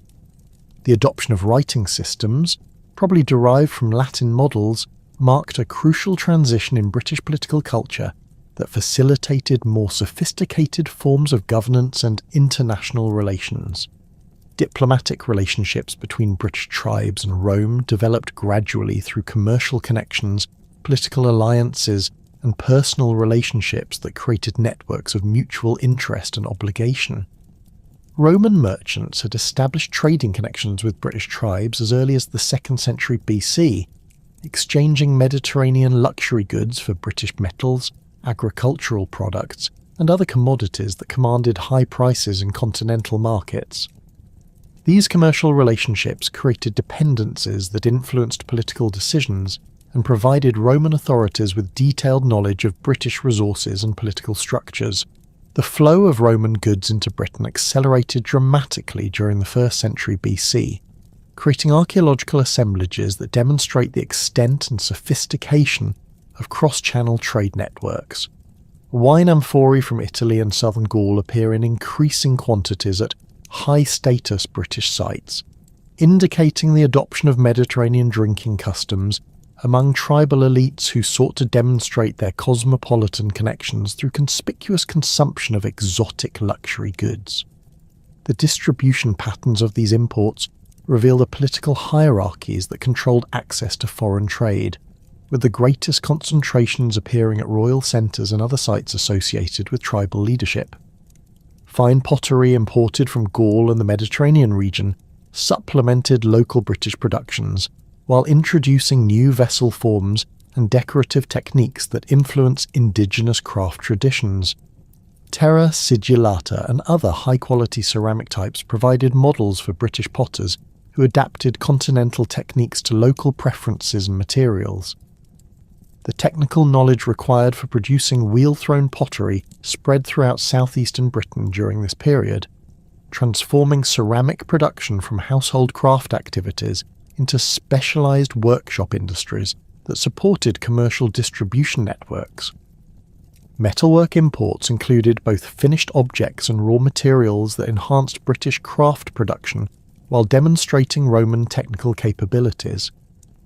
Bronze vessels, decorative fittings, and personal ornaments manufactured in Gaul and Italy provided British craftsmen with examples of advanced techniques and artistic styles that they incorporated into their own productions. The importation of high-quality iron and bronze ingots enabled British smiths to produce superior weapons and tools while experimenting with alloy compositions and manufacturing techniques derived from continental sources. The political implications of these commercial relationships extended far beyond simple economic exchange, as trade connections created diplomatic channels that facilitated communication between British and Roman authorities. British tribal leaders who controlled access to valuable resources could negotiate favourable terms with Roman merchants while using their commercial relationships to enhance their status within British political hierarchies.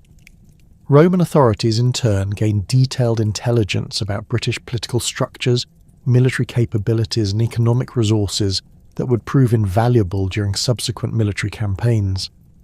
Caesar's Gallic Wars profoundly impacted British tribes through refugee movements, changing alliance patterns, and increased Roman awareness of British affairs that transformed the political landscape of northwestern Europe. The systematic Roman conquest of Gaul between 58 and 50 BC displaced numerous tribal groups who sought refuge in Britain, bringing with them detailed knowledge of Roman military capabilities and political intentions. These refugees included not only common warriors and civilians, but also aristocratic families who maintained claims to continental territories and sought British support for eventual restoration attempts.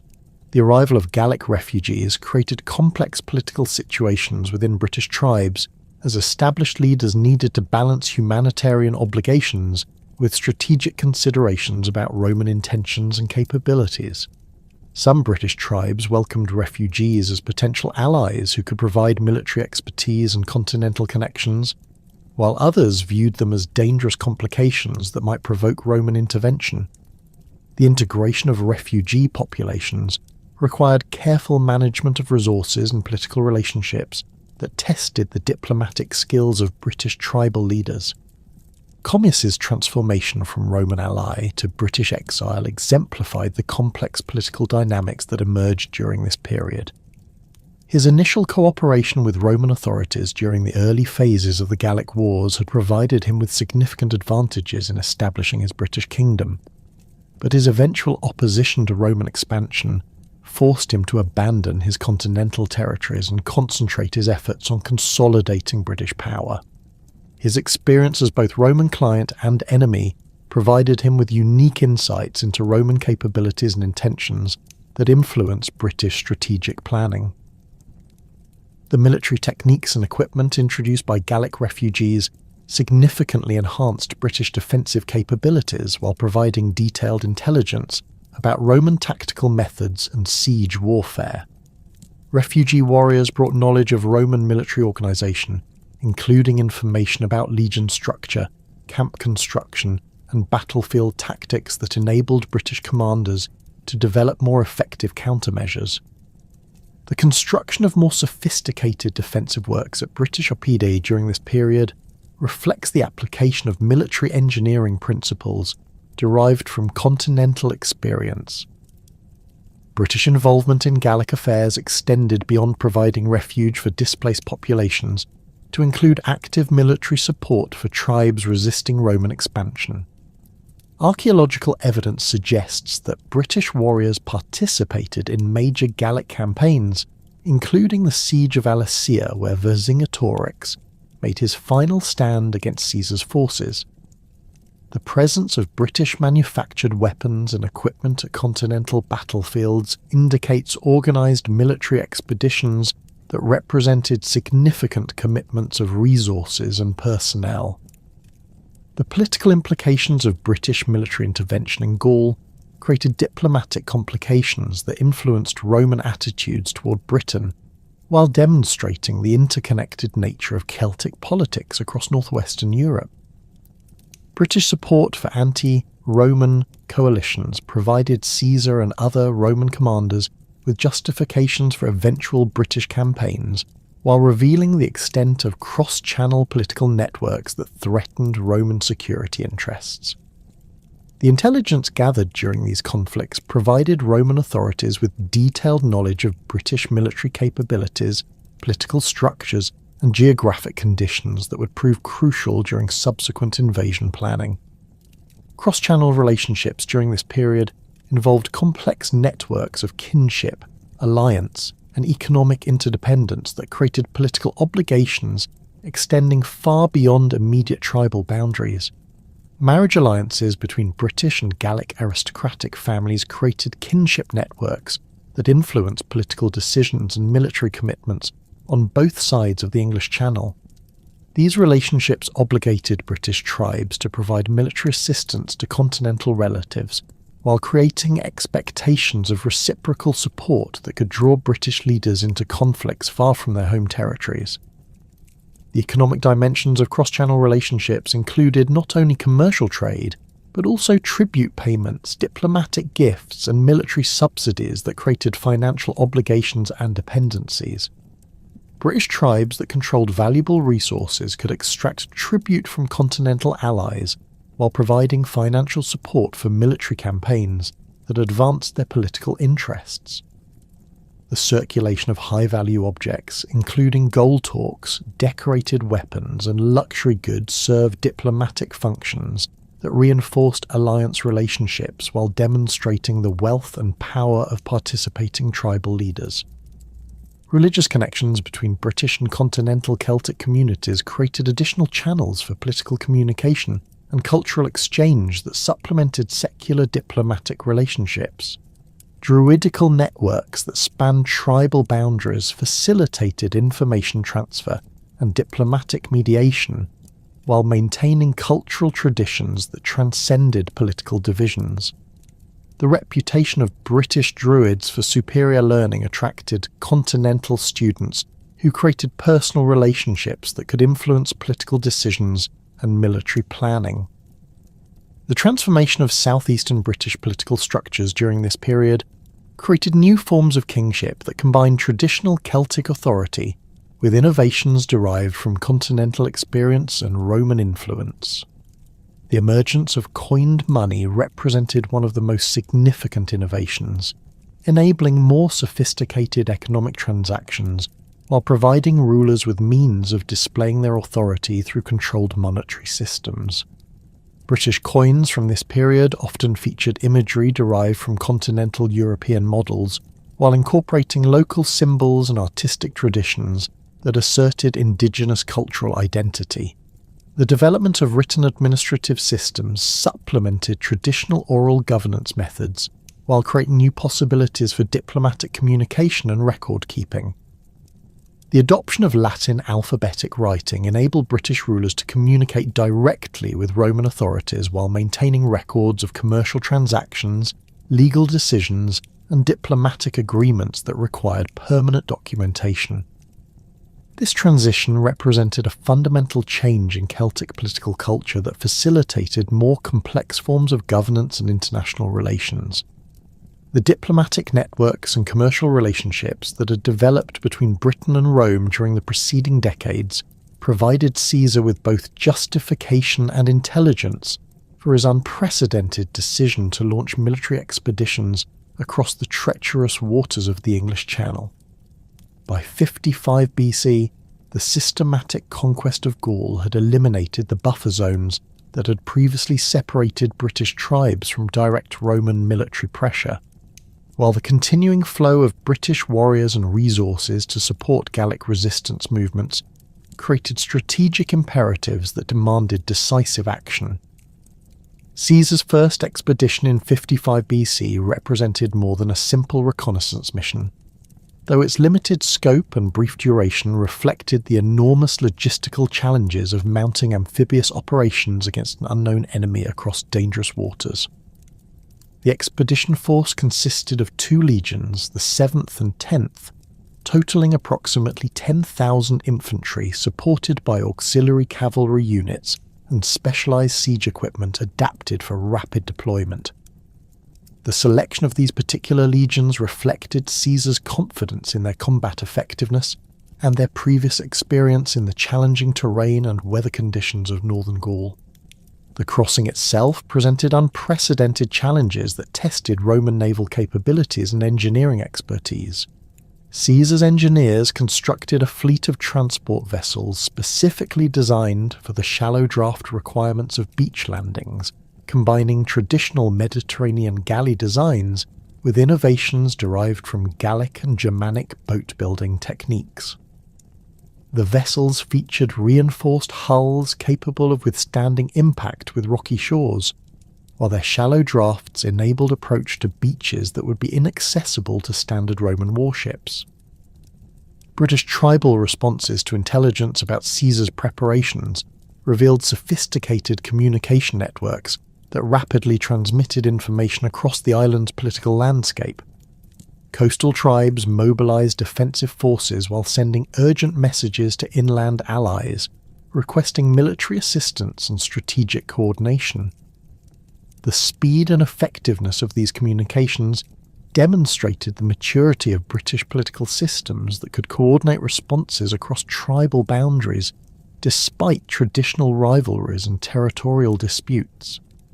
The landing at Deal Beach on the Kentish coast exposed both the strengths and limitations of Roman amphibious warfare techniques when confronted with determined opposition fighting on familiar terrain. British defenders had positioned themselves advantageously on the beach and adjacent cliffs, using their superior knowledge of local conditions to maximize the effectiveness of their resistance. Their forces included both infantry armed with long spears and shields, and cavalry units that could exploit the mobility advantages provided by their familiarity with the coastal landscape. The British tactical approach emphasized harassment and delay, rather than direct confrontation with Roman heavy infantry, reflecting sophisticated understanding of Roman military capabilities and limitations.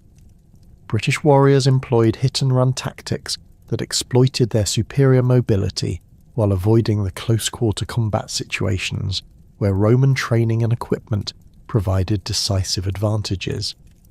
Their use of war chariots, unfamiliar to Roman forces accustomed to fighting Gallic and Germanic opponents, created psychological as well as tactical challenges that disrupted standard Roman battlefield procedures.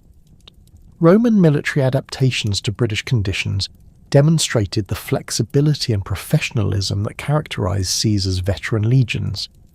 The famous incident of the standard-bearer of the 10th Legion leaping into the surf while carrying the eagle exemplified the individual courage and unit cohesion that enabled Roman forces to overcome initial tactical disadvantages through superior discipline and training.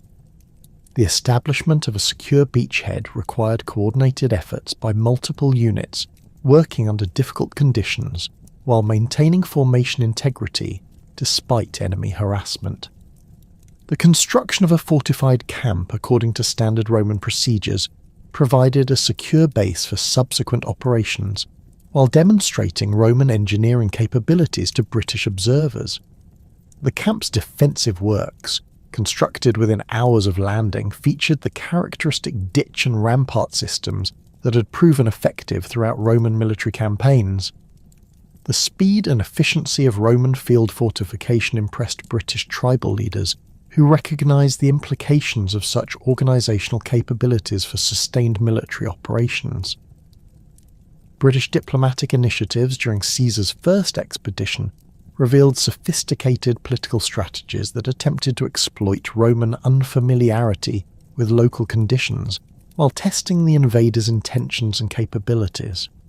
Tribal ambassadors approached Roman positions under flags of truce, offering submissions and hostages while gathering intelligence about Roman strength, equipment, and immediate objectives. These diplomatic contacts enabled British leaders to assess Roman military capabilities firsthand, while demonstrating their own political sophistication to potential Roman allies or enemies. The role of Mandubratius, king of the Trinovantes, illustrated the complex political calculations that British tribal leaders faced when confronted with Roman military power. his decision to seek Roman protection against Cativalonian expansion reflected pragmatic assessment of changing political realities rather than simple submission to foreign authority.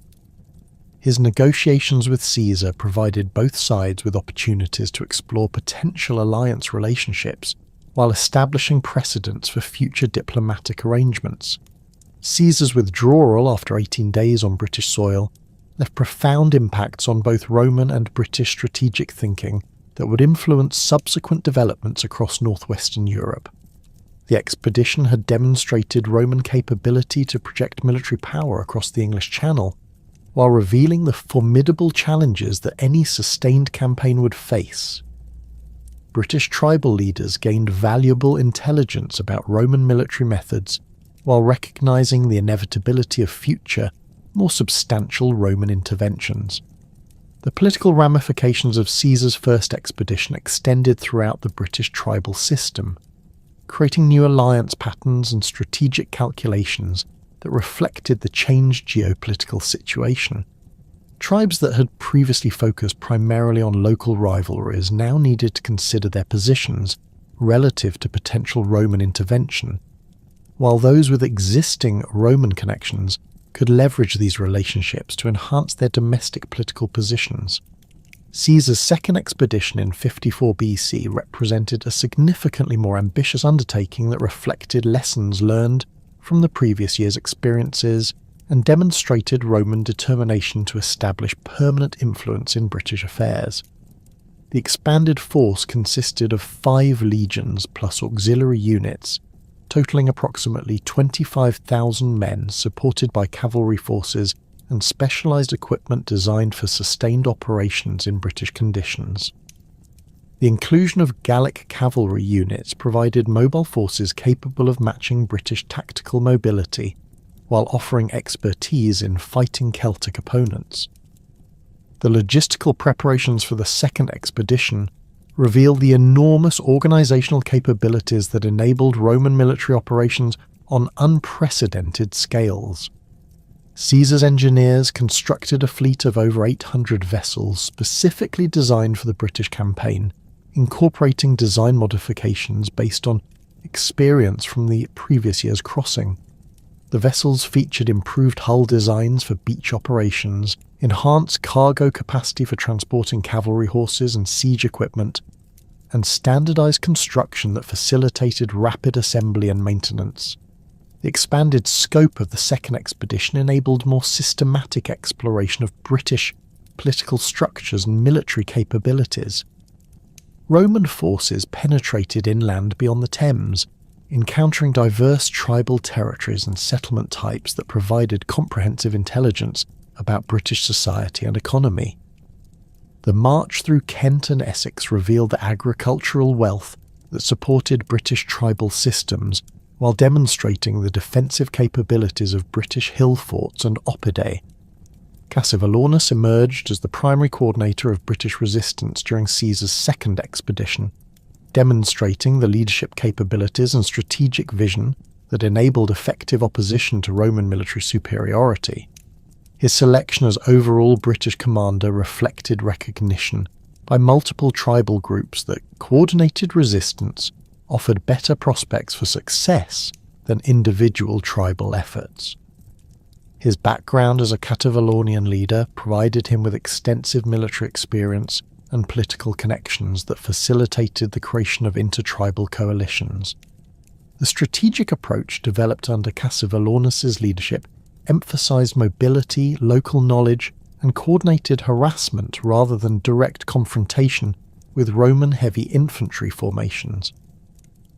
British forces systematically destroyed crops and livestock in advance of Roman movements, creating supply difficulties that forced Roman foraging parties to operate under constant threat of ambush. The removal of civilian populations from Roman approach routes denied intelligence to Roman commanders, while ensuring that local knowledge remained exclusively available to British forces. British tactical innovations during the second expedition demonstrated adaptive capabilities that incorporated lessons learned from observing Roman military methods. The construction of obstacles across forest paths and the creation of concealed defensive positions reflected understanding of Roman tactical preferences and movement patterns. British forces developed new techniques for attacking Roman supply columns and isolated detachments, while avoiding the pitched battles that would favour Roman advantages in training and equipment. The siege of Cassivelaunus' stronghold north of the Thames represented the climax of the second expedition and demonstrated both Roman siege capabilities and British defensive innovations. The British fortress, possibly located near modern Wheathampstead, featured sophisticated defensive works that combined natural advantages with artificial obstacles designed to counter Roman siege techniques. The defensive system included multiple lines of earthworks, concealed obstacles, and prepared positions that maximised the effectiveness of British defensive forces. Roman siege operations reveal the technical expertise and logistical capabilities that enabled systematic reduction of fortified positions despite determined resistance. Caesar's engineers employed standard Roman siege techniques, including the construction of circumvallation works, the deployment of artillery engines, and the coordination of multiple assault columns against different sections of the defensive perimeter. The siege demonstrated Roman ability to maintain complex operations over extended periods while managing supply lines and maintaining unit cohesion under difficult conditions. The diplomatic resolution of the siege reflected the pragmatic calculations that influenced both Roman and British strategic decisions. Cassivelaunus' decision to negotiate rather than fight to the death demonstrated sophisticated understanding of political realities and the long-term implications of continued resistance. His willingness to provide hostages and tribute while maintaining nominal independence established precedents for client-king relationships that would characterise subsequent Roman-British interactions. The submission of multiple British tribes during Caesar's second expedition created new political alignments that would influence British affairs for decades. The Trinovantes, Cenimani, Segontiaci, Ancalites, Bibroci, and Cassi all sent embassies offering submission and hostages, demonstrating the widespread recognition of changed political circumstances. These submissions created obligations and expectations on both sides that would influence subsequent diplomatic and military developments. The immediate aftermath of Caesar's expeditions witnessed significant political transformations within British tribal systems that reflected both direct Roman influence and indirect effects of exposure to Roman military and political methods. Tribes that had submitted to Caesar gained advantages in local conflicts through their Roman connections, while those that had resisted faced potential isolation or Roman retaliation. The redistribution of political power created new alliance patterns and territorial arrangements that departed significantly from pre-invasion configurations. The enhanced status of pro-Roman tribal leaders created new forms of political authority that combined traditional Celtic kingship with innovations derived from Roman client-king models. These leaders could access Roman military support and commercial opportunities while maintaining domestic legitimacy through traditional cultural practices and religious observances.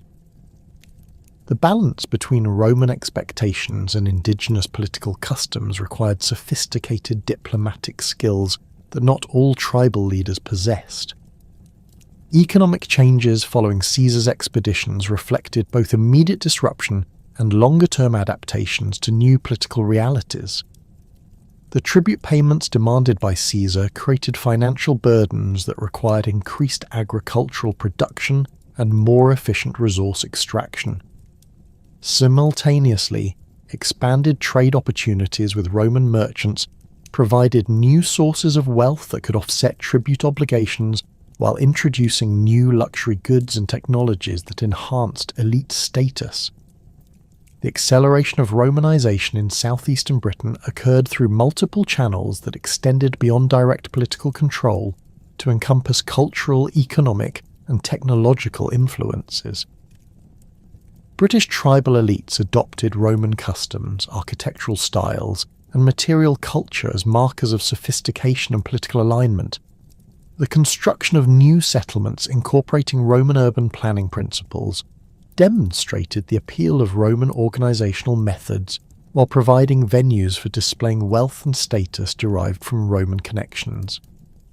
The introduction of Roman coinage systems supplemented traditional British monetary arrangements while facilitating more sophisticated commercial transactions. Roman coins circulated alongside indigenous British issues, creating mixed monetary systems that reflected the complex political relationships between Roman authorities and British tribal leaders. The adoption of Roman weight standards and denominational systems enabled participation in broader Mediterranean commercial networks while maintaining local political symbols and cultural references. Architectural innovations reflected the influence of Roman construction techniques and urban planning concepts on British settlement development. The appearance of rectangular buildings constructed according to Roman proportional systems marked significant departures from traditional British circular architecture. The use of Roman building materials, including tile, mortar and dressed stone, required new technical knowledge and specialised craftsmen who either immigrated from Roman territories or learned techniques through direct contact with Roman construction projects. The transformation of British military organisation incorporated lessons learned from direct confrontation with Roman forces while adapting Roman techniques to British tactical preferences and environmental conditions. British smiths began producing weapons that combined traditional Celtic designs with improvements derived from Roman military technology. The standardisation of equipment within tribal military units reflected Roman organisational principles while maintaining distinctly British cultural characteristics. Religious and cultural changes following Caesar's expeditions revealed the complex processes through which Roman influence penetrated British society without completely displacing indigenous traditions. The continued importance of Druids and traditional Celtic religious practices demonstrated cultural resilience, while the adoption of Roman religious concepts and practices reflected the appeal of Roman civilization. The construction of Romano-British temples that combined Roman architectural forms with Celtic religious functions exemplified the syncretic processes that characterized this transitional period. The century between Caesar's expeditions and Claudius's invasion witnessed gradual but fundamental transformations in British society that prepared the ground for permanent Roman occupation. Trade relationships expanded dramatically, creating economic dependencies that influenced political decisions and cultural preferences. The flow of Roman goods into Britain accelerated, while British exports, including metals, agricultural products, and slaves, found ready markets throughout the Roman world. Diplomatic relationships between British tribes and Roman authorities evolved into complex systems of alliance, tribute, and mutual obligation that created precedents for imperial administration. British tribal leaders who maintained Roman connections could access military support and commercial opportunities while serving Roman strategic interests through intelligence gathering and regional stabilization. These relationships created networks of collaboration that would facilitate the eventual Roman conquest while providing frameworks for provincial administration. The political evolution of British tribes during this period reflected both internal developments and external pressures that transformed traditional Celtic governance systems.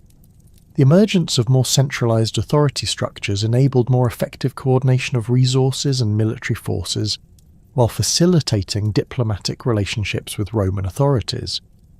The adoption of written administrative systems supplemented oral traditions while creating permanent records that supported more sophisticated forms of governance and commercial activity. The gradual transformation of Romano-British relationships during the century following Caesar's expeditions created the political and economic foundations that would facilitate Claudius's systematic conquest of Britain in 43 AD. The complex networks of alliance, tribute and commercial interdependence that had developed between British tribes and Roman authorities provided both the intelligence and justification necessary for permanent occupation, while internal British political developments had created vulnerabilities that Roman military planners could exploit with devastating effectiveness. The death of Cunobelinus around 40 AD precipitated a succession crisis within the Catuvalonian Confederation that fundamentally altered the balance of power in southeastern Britain. His sons Caraticus and Togodumnus inherited their father's extensive territories, but lacked his diplomatic skills and political authority, creating opportunities for both internal rivals and external intervention. Their aggressive policies toward neighbouring tribes, particularly the Atrebates under Verica, violated the careful equilibrium that had maintained relative stability in post-Caesarian Britain.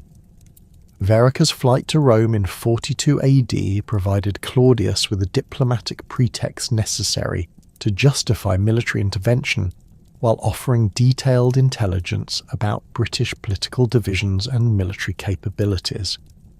As a long-standing Roman client, Verica possessed intimate knowledge of tribal relationships, defensive preparations, and potential collaboration opportunities that proved invaluable for invasion planning.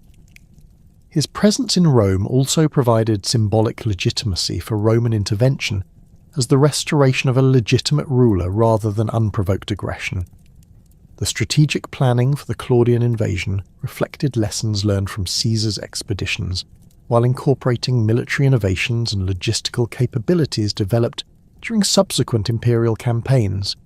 Aulus Plautius, selected as invasion commander, brought extensive experience from Pannonian and Dalmatian campaigns, where he had demonstrated expertise in amphibious operations, tribal warfare, and the establishment of permanent provincial administration. His appointment indicated imperial commitment to systematic conquest rather than temporary occupation.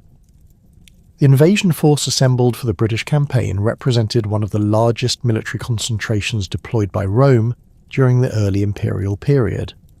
4 legions formed the expedition's core: the 2nd Augusta under Vespasian, the 9th Hispana, the 14th Gemina, and the 20th Valeria Victrix, totaling approximately 20,000 veteran legionaries with extensive campaign experience.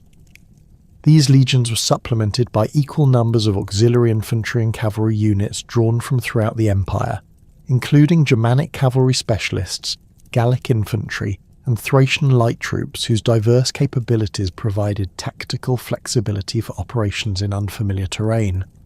The logistical preparations for the invasion demonstrated the sophisticated administrative capabilities that distinguished Imperial Roman military operations from earlier Republican campaigns. Supply bases established along the Gallic coast accumulated enormous quantities of equipment, provisions, and construction materials necessary for sustained operations.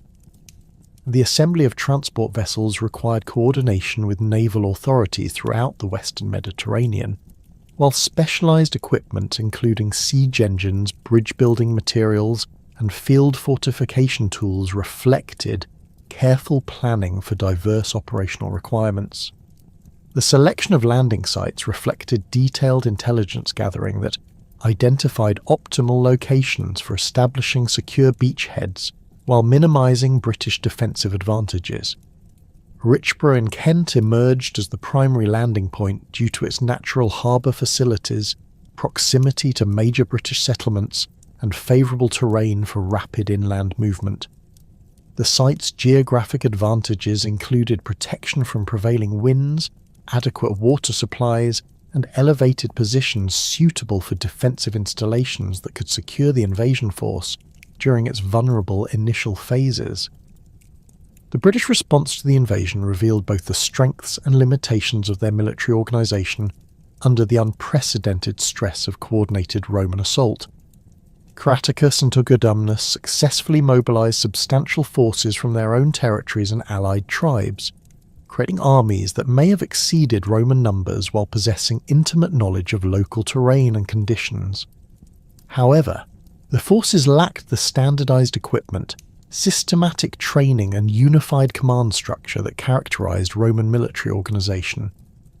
The initial British strategy emphasized defensive positions along river lines that could channel Roman advances into prepared killing zones while exploiting natural obstacles to negate Roman advantages in heavy infantry combat. The Medway crossing presented the first major test of this defensive approach, as British forces established strong positions on the river's eastern bank that commanded all practical crossing points. Their defensive works incorporated both natural features and artificial obstacles designed to maximise casualties among attacking Roman forces while providing secure withdrawal routes if positions became untenable. The 4-day Battle of the Medway demonstrated both British tactical capabilities and the superior operational coordination that gave Roman forces decisive advantages in sustained combat. British forces initially succeeded in repelling Roman crossing attempts, inflicting significant casualties while maintaining formation integrity despite intense pressure from Roman artillery and missile weapons. Their use of chariots and coordinated charges disrupted Roman formations while providing mobile platforms for elite warriors who could strike at vulnerable points in Roman lines. Roman tactical adaptations during the Medway engagement revealed the flexibility and professional competence that enabled successful operations against unfamiliar enemies employing unknown tactical methods. The deployment of Germanic auxiliary cavalry and night crossing operations exploited British unfamiliarity with Roman auxiliary capabilities, while demonstrating the value of diverse unit types within Roman military organisation. The systematic coordination of multiple crossing attempts forced British defenders to divide their attention while preventing concentrated resistance at any single point. The death of Togodumnus during the Medway fighting eliminated one of the primary British commanders, while demonstrating the personal risks that Celtic leadership traditions imposed on tribal aristocrats.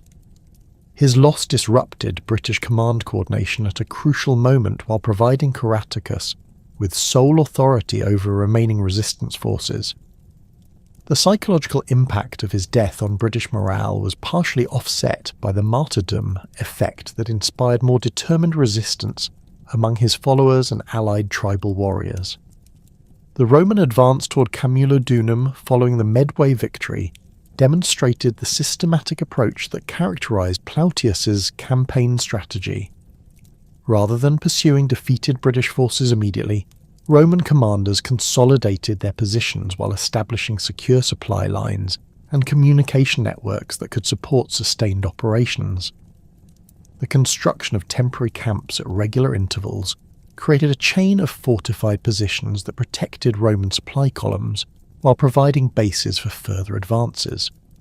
British resistance during the advance to Camulodunum evolved from conventional battlefield tactics towards guerrilla warfare methods that exploited Roman unfamiliarity with British terrain and settlement patterns. Caratacus reorganised surviving forces into smaller, more mobile units that could strike at Roman supply lines and isolated detachments, while avoiding direct confrontation with main Roman forces. This tactical evolution reflected sophisticated understanding of Roman military capabilities and the futility of conventional resistance against superior Roman organisation. The siege and capture of Camulodunum marked the symbolic culmination of the initial invasion phase, while providing Roman forces with a strategic base for subsequent operations throughout southeastern Britain. The Oppidum's elaborate defensive works, which had protected the Cativalornian capital for decades, proved inadequate against systematic Roman siege techniques and overwhelming numerical superiority. The speed of the city's fall demonstrated Roman siege capabilities while providing access to the wealth and administrative infrastructure necessary for establishing permanent occupation. Claudius's personal arrival for the final assault on Camulodunum served multiple political functions that extended far beyond immediate military requirements. His presence provided symbolic legitimacy for the conquest while demonstrating imperial commitment to British operations. The inclusion of war elephants in his ceremonial entry created spectacular propaganda effects that impressed both Roman audiences and British observers, while his brief 16-day stay established personal authority over the conquest without exposing him to extended campaign risks. The establishment of Roman administration in conquered territories began immediately following military occupation, demonstrating the systematic approach that distinguished imperial conquest from earlier Roman expansion methods. Military commanders worked closely with civilian administrators to create governance structures that could maintain order while extracting resources necessary for continued operations. The appointment of client kings in cooperative tribal territories provided continuity with existing political structures while ensuring Roman oversight of local affairs. The integration of cooperative British tribal elites into Roman administrative systems offered significant advantages to both occupiers and collaborators, while creating new forms of political authority that combined Roman and Celtic traditions. British aristocrats who accepted Roman authority could maintain their social positions and economic privileges while gaining access to Roman commercial networks and military protection. Their local knowledge and established relationships with tribal populations made them invaluable intermediaries for Roman administrators unfamiliar with British customs and languages. Cogidubnus of the Regni emerged as the most successful example of Romano-British elite collaboration, establishing a client kingdom that survived for decades, while providing a model for similar arrangements throughout the province. His palace at Fishbourne demonstrated the material benefits available to cooperative British rulers, featuring Roman architectural styles, luxury goods, and artistic programs that rivaled contemporary Italian villas. His political success depended on balancing Roman expectations with indigenous political traditions, requiring diplomatic skills that few British leaders possessed. The administrative challenges of governing conquered British territories required innovations in Roman provincial management that adapted imperial systems to local conditions and requirements. The diversity of British tribal structures, from centralised kingdoms to loose confederations, necessitated flexible approaches that could accommodate different political traditions while maintaining overall Roman authority.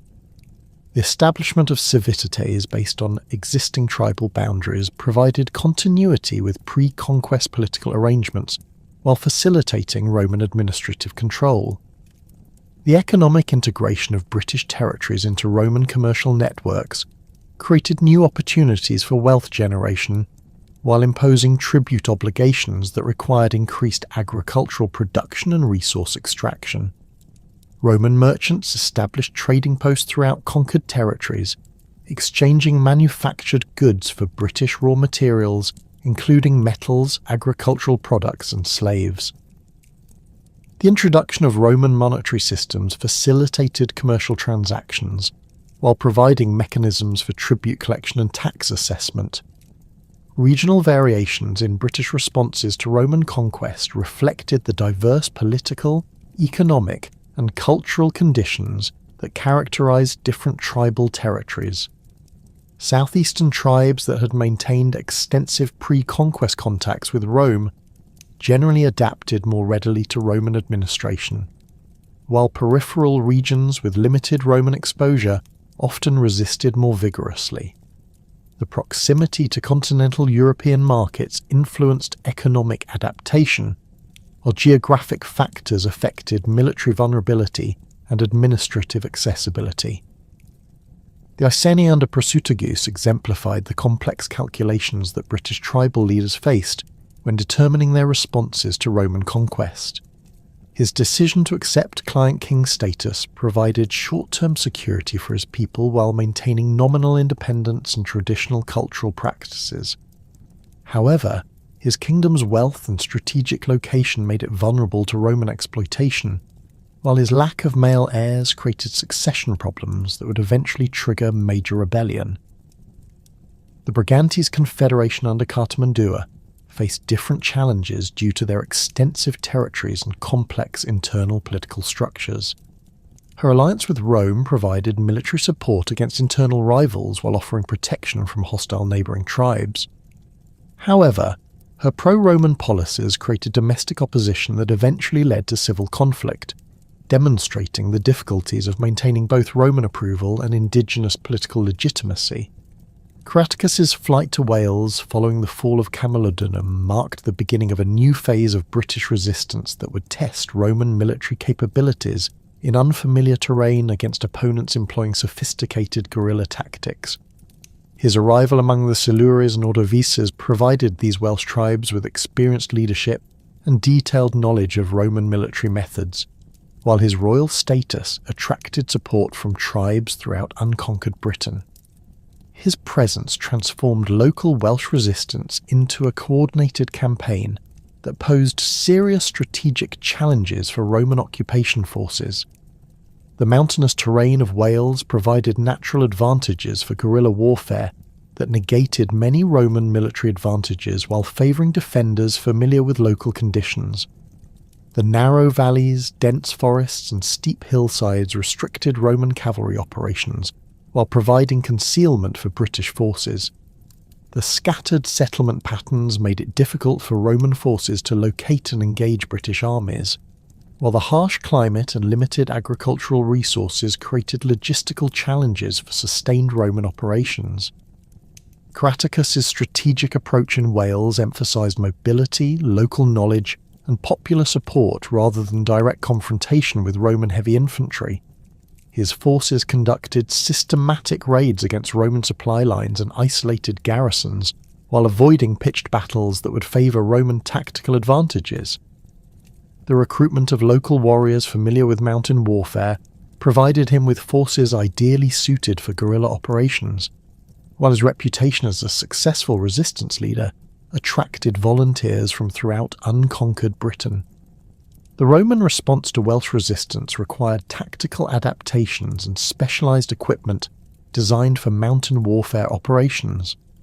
Roman commanders developed new techniques for siege operations against hill forts positioned on steep terrain, while their engineers created specialised equipment for bridge construction and road building in difficult topographic conditions. The deployment of auxiliary units with mountain warfare experience provided tactical capabilities that standard legionary formations lacked. The construction of Roman forts throughout Wales demonstrated the systematic approach that characterised imperial pacification strategies. These installations provided secure bases for offensive operations while controlling strategic routes and communication networks. The spacing and positioning of forts created overlapping zones of control that limited British movement while providing mutual support during enemy attacks. The standardised construction methods enabled rapid deployment of defensive capabilities while ensuring consistency in supply and communication systems.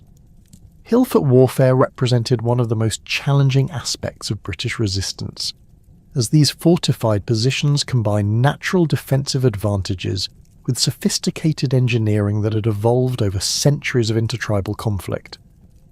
British hill forts featured multiple lines of defence, including massive earthwork ramparts, complex entrance arrangements, and internal obstacles designed to channel attackers into prepared killing zones.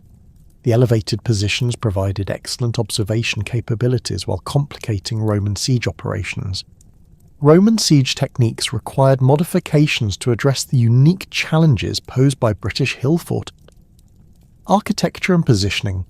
Standard Roman circumvallation methods proved difficult to implement on steep terrain, while the water supplies and food storage capabilities of well-prepared hill forts enabled extended resistance.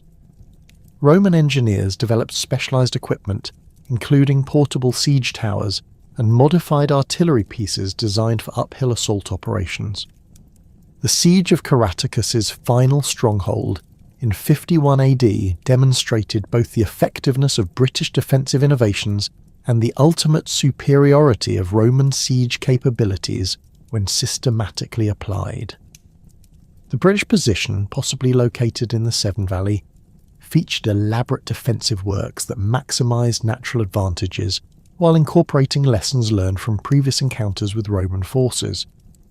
The defensive system included multiple rampart lines, concealed obstacles, and prepared positions that forced Roman attackers to advance under constant harassment.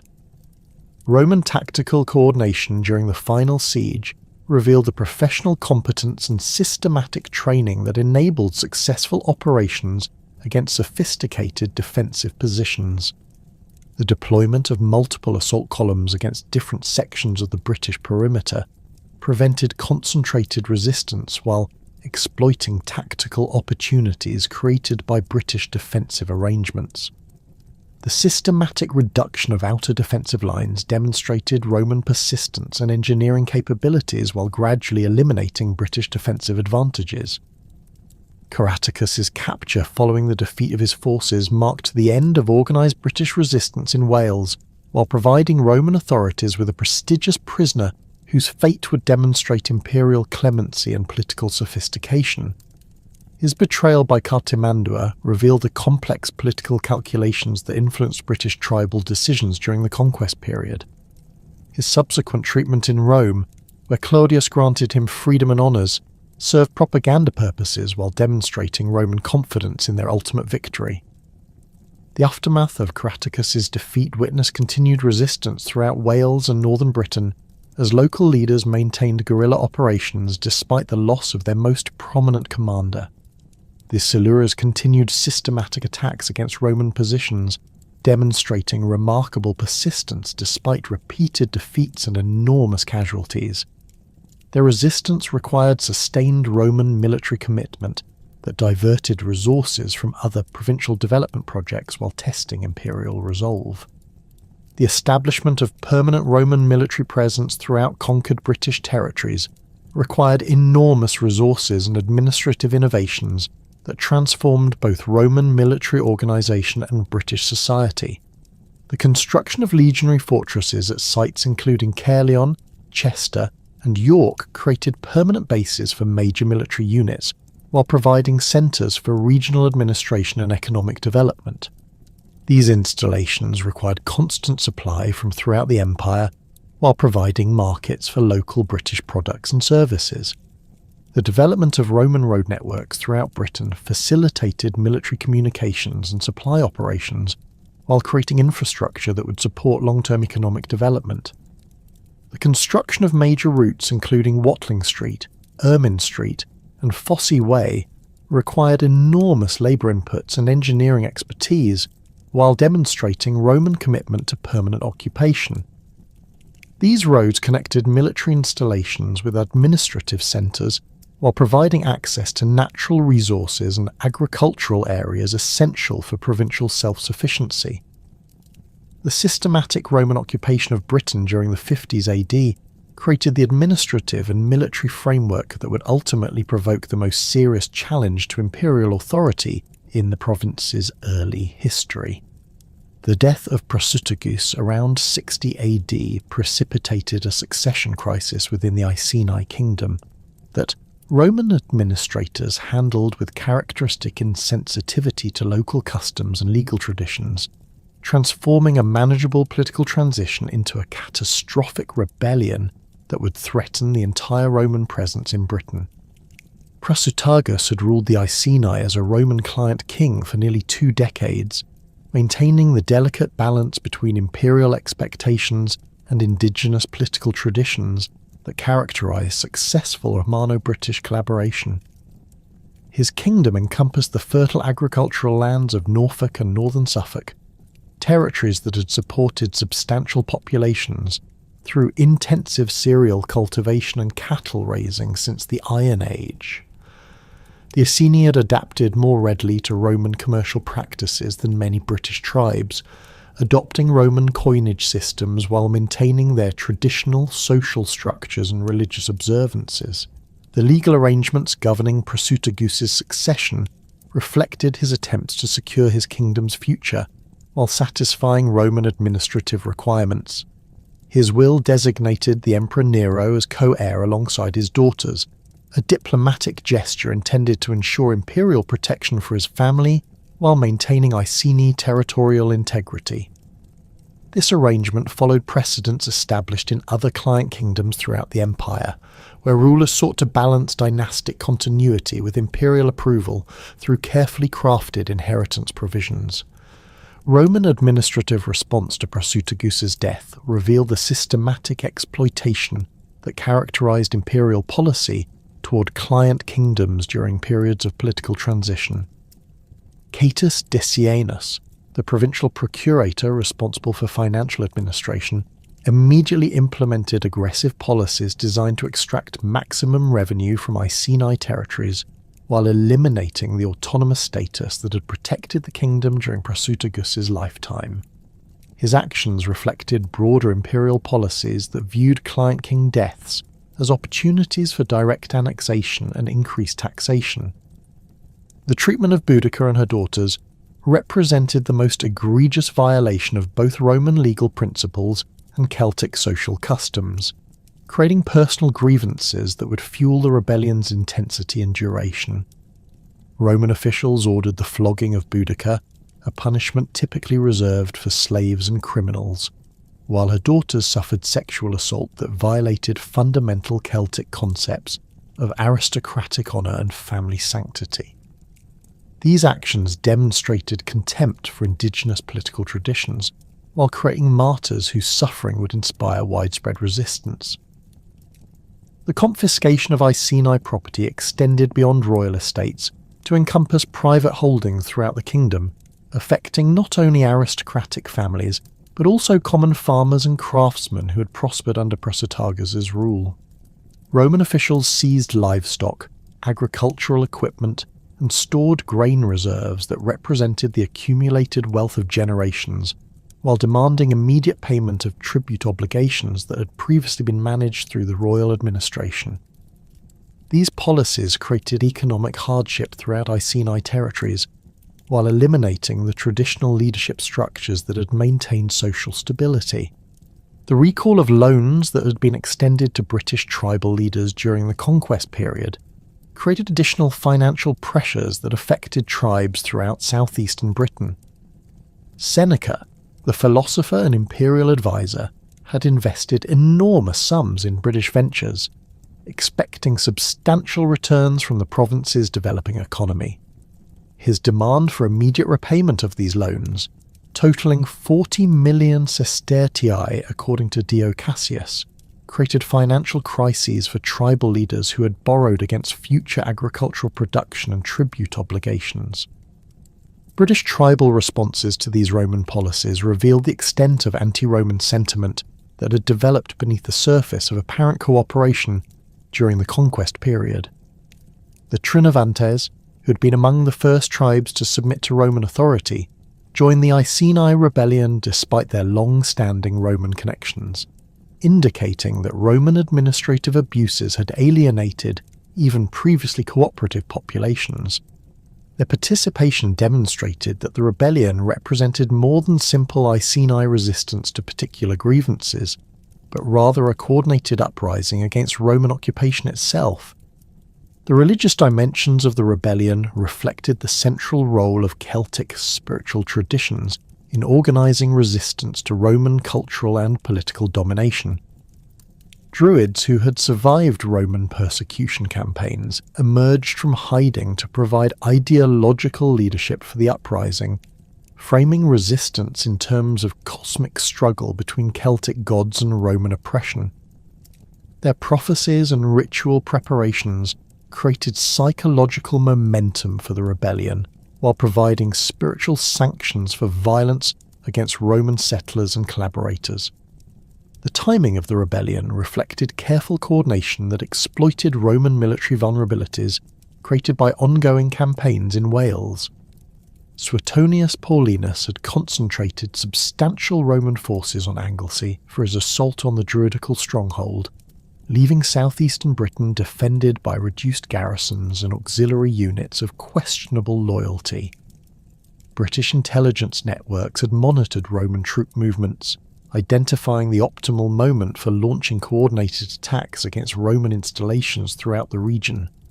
The initial phase of the rebellion witnessed simultaneous uprisings across a vast area of southeastern Britain, demonstrating organisational capabilities that Roman administrators had seriously underestimated.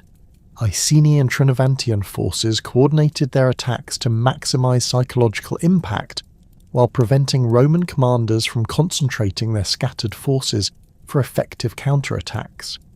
The speed and coordination of these initial assaults revealed sophisticated planning that had been conducted in secret, despite Roman intelligence networks and administrative oversight. Camulodunum emerged as the rebellion's first major target due to its symbolic importance as the centre of Roman administration and the site of Claudius's temple, which had become a focal point for British resentment of Roman cultural imperialism. The colonia established at Camulodunum housed Roman veterans who had received land grants carved from confiscated British territories, creating ongoing grievances among displaced indigenous populations. The veterans' arrogant behaviour toward British civilians had generated widespread hostility that made the settlement particularly vulnerable to coordinated attack. The Temple of Claudius at Camulodunum represented everything that British rebels found objectionable about Roman occupation, combining religious innovation with political symbolism and economic exploitation. The temple's construction had required enormous financial contributions from British tribes, creating tribute burdens that impoverished local populations while glorifying their conqueror. The building's massive scale and elaborate decoration demonstrated Roman architectural capabilities while serving as permanent reminders of British subjugation and cultural subordination. British assault tactics against Camulodunum reflected both traditional Celtic warfare methods and innovations developed through observation of Roman military techniques. The attackers employed coordinated infantry assaults supported by archery and sling fire, while using their superior numbers to overwhelm Roman defensive positions through sustained pressure. Their intimate knowledge of the settlement's layout enabled them to exploit weaknesses in Roman defensive arrangements, while avoiding areas where Roman advantages in equipment and training provided decisive benefits. The massacre of Camulodunum's population demonstrated the rebellion's intensity and the depth of British hatred for Roman occupation. Men, women and children were killed without discrimination, while Roman buildings were systematically destroyed and their contents scattered or burned.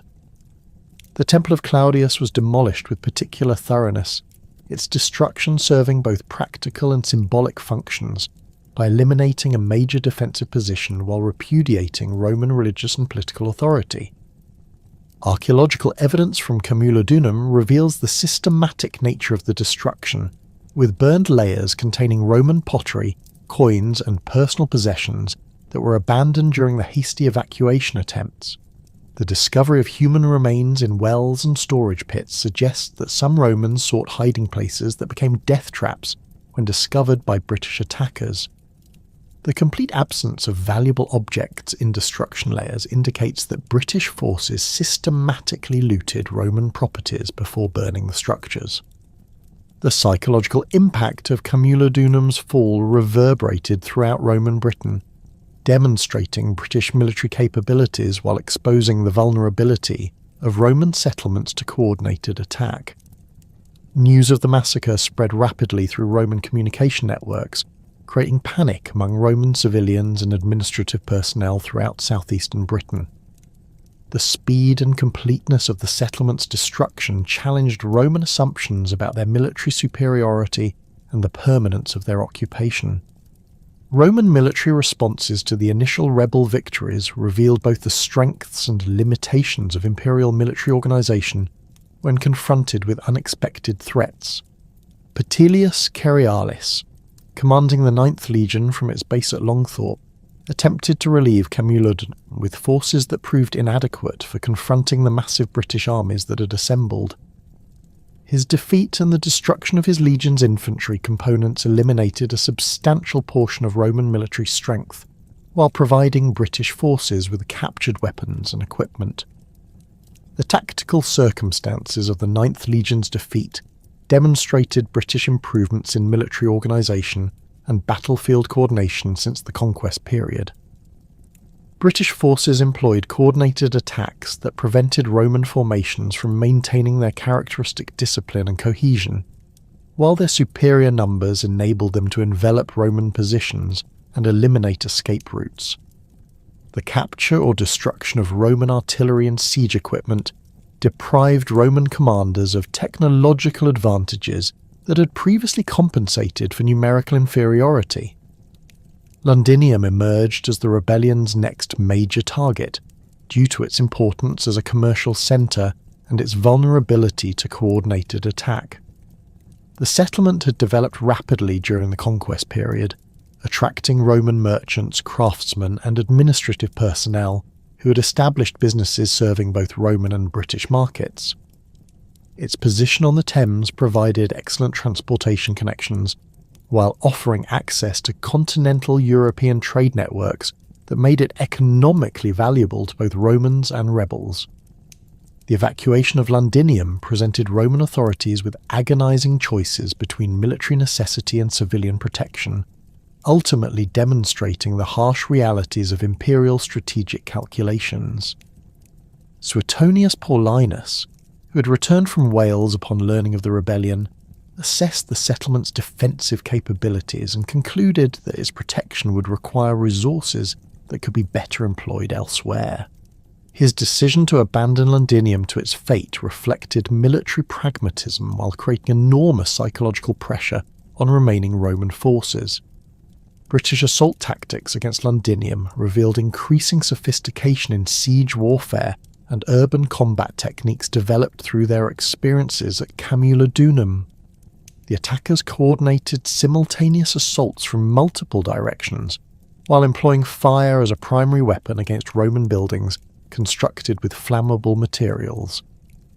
Their systematic approach to destruction indicated planning that went beyond simple revenge to encompass strategic objectives related to eliminating Roman economic infrastructure.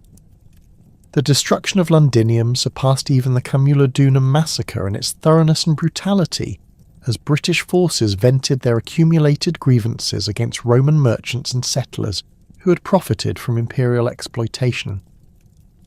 The systematic burning of warehouses, shops, and residential areas eliminated the commercial infrastructure that had made Londinium economically important, while demonstrating British determination to eradicate Roman presence completely.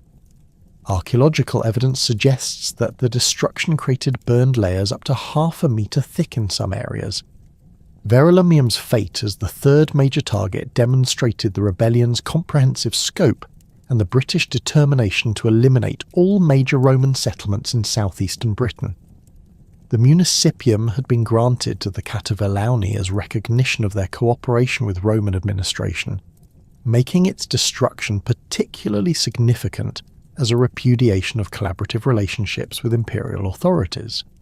The settlement's mixed population of Romans and Romanized Britons made it a symbol of the cultural transformation that rebels sought to reverse. The tactical evolution evident in British attacks on successive targets revealed learning processes that improved their military effectiveness while maintaining the psychological momentum necessary for sustained resistance. British commanders had observed Roman defensive responses and adapted their assault techniques accordingly, developing methods for overcoming Roman tactical advantages while exploiting weaknesses revealed through previous encounters. Their ability to maintain unit cohesion and strategic coordination, despite enormous casualties, demonstrated remarkable military leadership and popular commitment.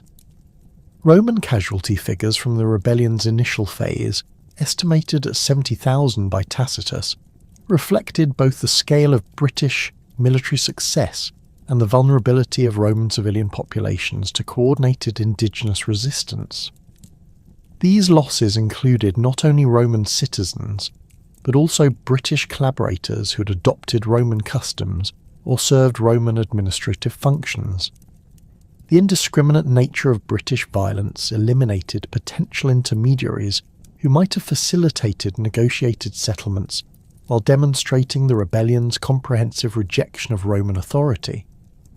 The military situation facing Suetonius Paulinus upon his return from Wales required immediate strategic decisions that would determine the rebellion's ultimate outcome.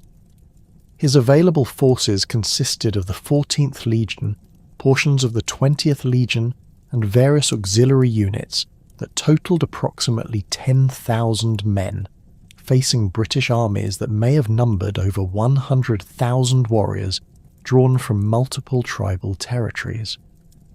The numerical disparity necessitated tactical approaches that could exploit Roman advantages in training, equipment, and discipline. while avoiding situations that favoured British numerical superiority. The selection of battlefield positions became crucial for Roman tactical success, as Suetonius needed terrain that would channel British attacks into narrow frontages where Roman heavy infantry could maintain formation integrity despite overwhelming numbers.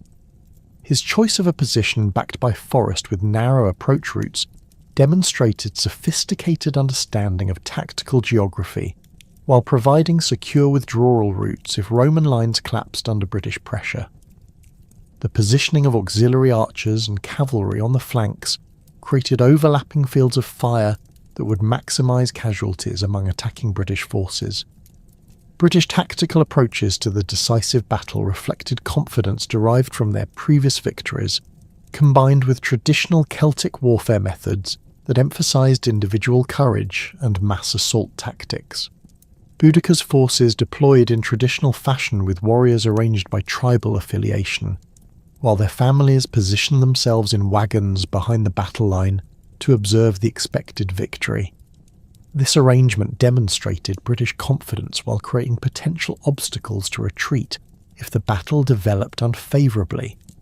The battle itself revealed both the strengths and limitations of Celtic military traditions when confronted with disciplined Roman resistance in favourable tactical circumstances.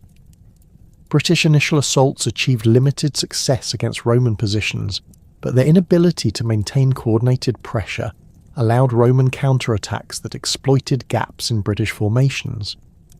The presence of non-combatants behind British lines created confusion and panic when Roman forces advanced, transforming tactical defeat into comprehensive disaster. Roman tactical coordination during the decisive engagement demonstrated the professional competence and systematic training that distinguished imperial forces from tribal armies regardless of numerical relationships. The 14th Legion's disciplined advance, supported by auxiliary missile fire and cavalry attacks against British flanks, created cascading failures in British resistance that led to complete collapse despite their enormous numerical advantages. The systematic pursuit that followed eliminated British military capabilities while demonstrating Roman determination to end the rebellion permanently.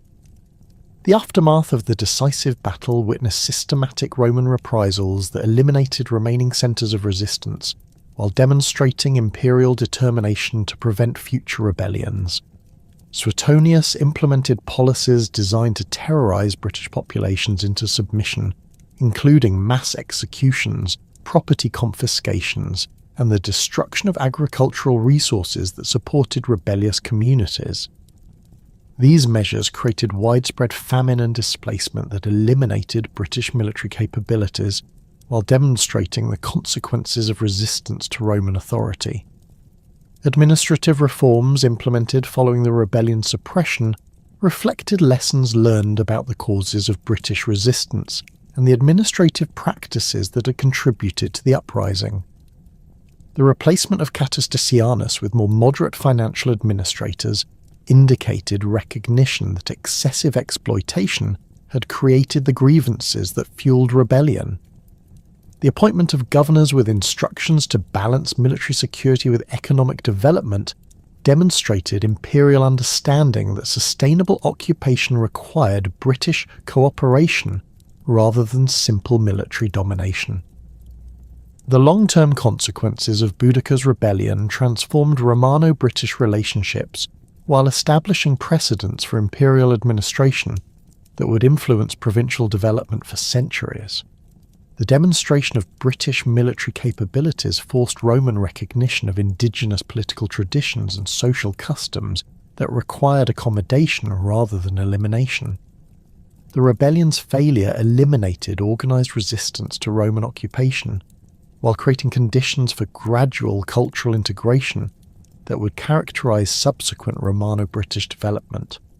The establishment of permanent Roman military presence throughout formerly rebellious territories required enormous resource commitments that influenced imperial strategic planning throughout northwestern Europe.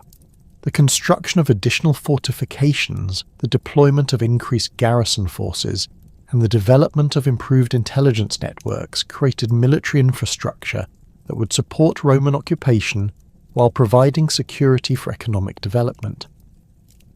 These investments demonstrated imperial commitment to permanent British occupation while creating economic opportunities for both Roman and British populations. The systematic Roman reprisals that followed Boudica's defeat created the military and political foundation necessary for completing the conquest of Britain's remaining unconquered territories. The rebellion suppression had demonstrated both British military capabilities and the ultimate superiority of Roman organisation when properly applied, while the enormous casualties inflicted on rebellious populations eliminated potential sources of future resistance. Roman commanders recognised that permanent security required the elimination of all independent British strongholds, particularly the Welsh tribal territories that had provided refuge for resistance leaders and the Northern Brigantian Confederation, whose vast territories remained largely outside direct Roman control. Suetonius Paulinus's return to Wales in 61 AD represented the resumption of systematic conquest operations that had been interrupted by the Iceni rebellion. His previous assault on Anglesey had achieved tactical success through the destruction of Druidical installations and the massacre of religious personnel, but the strategic objectives of eliminating Welsh resistance capabilities remained incomplete. The island's religious significance extended throughout Celtic Britain, making its complete subjugation essential for preventing future rebellions inspired by Druidical prophecies and ritual preparations.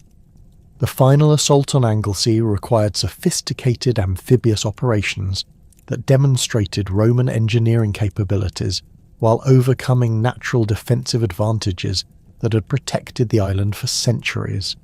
Roman engineers constructed specialised transport vessels designed for the shallow waters surrounding Anglesey, incorporating design modifications that enabled rapid deployment of infantry forces while providing platforms for artillery support during landing operations.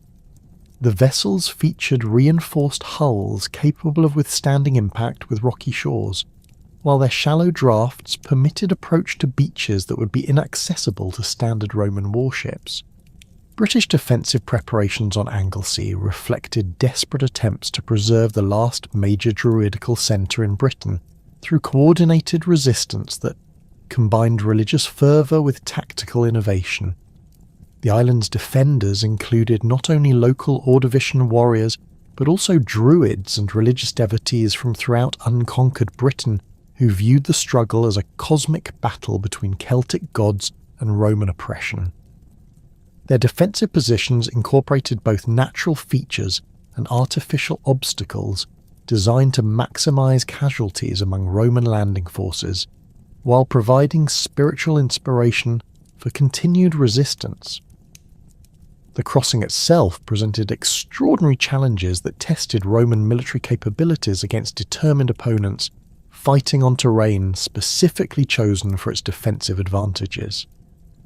British forces had positioned themselves along the shoreline with elaborate defensive works that commanded all practical landing sites, while their psychological warfare tactics included ritual displays designed to intimidate Roman attackers through supernatural terror. Druids conducted ceremonies that invoked divine protection while cursing Roman forces, creating atmospheric conditions that challenged Roman military discipline and unit cohesion. Roman tactical responses to British psychological warfare demonstrated the professional competence and systematic training that enabled successful operations against unfamiliar enemies employing unknown methods. Experienced centurions maintained unit discipline through personal example and direct command presence, while veteran soldiers drew upon previous campaign experience to overcome initial shock at British ritual displays. The deployment of auxiliary units familiar with Celtic warfare methods provided tactical capabilities that standard legionary formations lacked, while their cultural knowledge enabled more effective responses to British psychological tactics. The systematic destruction of Druidical installations throughout Anglesey eliminated the organisational infrastructure that had coordinated British resistance, while demonstrating Roman determination to eradicate Celtic religious traditions completely. Roman forces burned sacred groves that had served as educational centres and ritual venues for centuries, while destroying stone circles and other religious monuments that held cosmic significance within Celtic spiritual systems. The massacre of Druids, religious students, and devotees who had gathered on the island eliminated the learned class that preserved Celtic cultural traditions through oral transmission.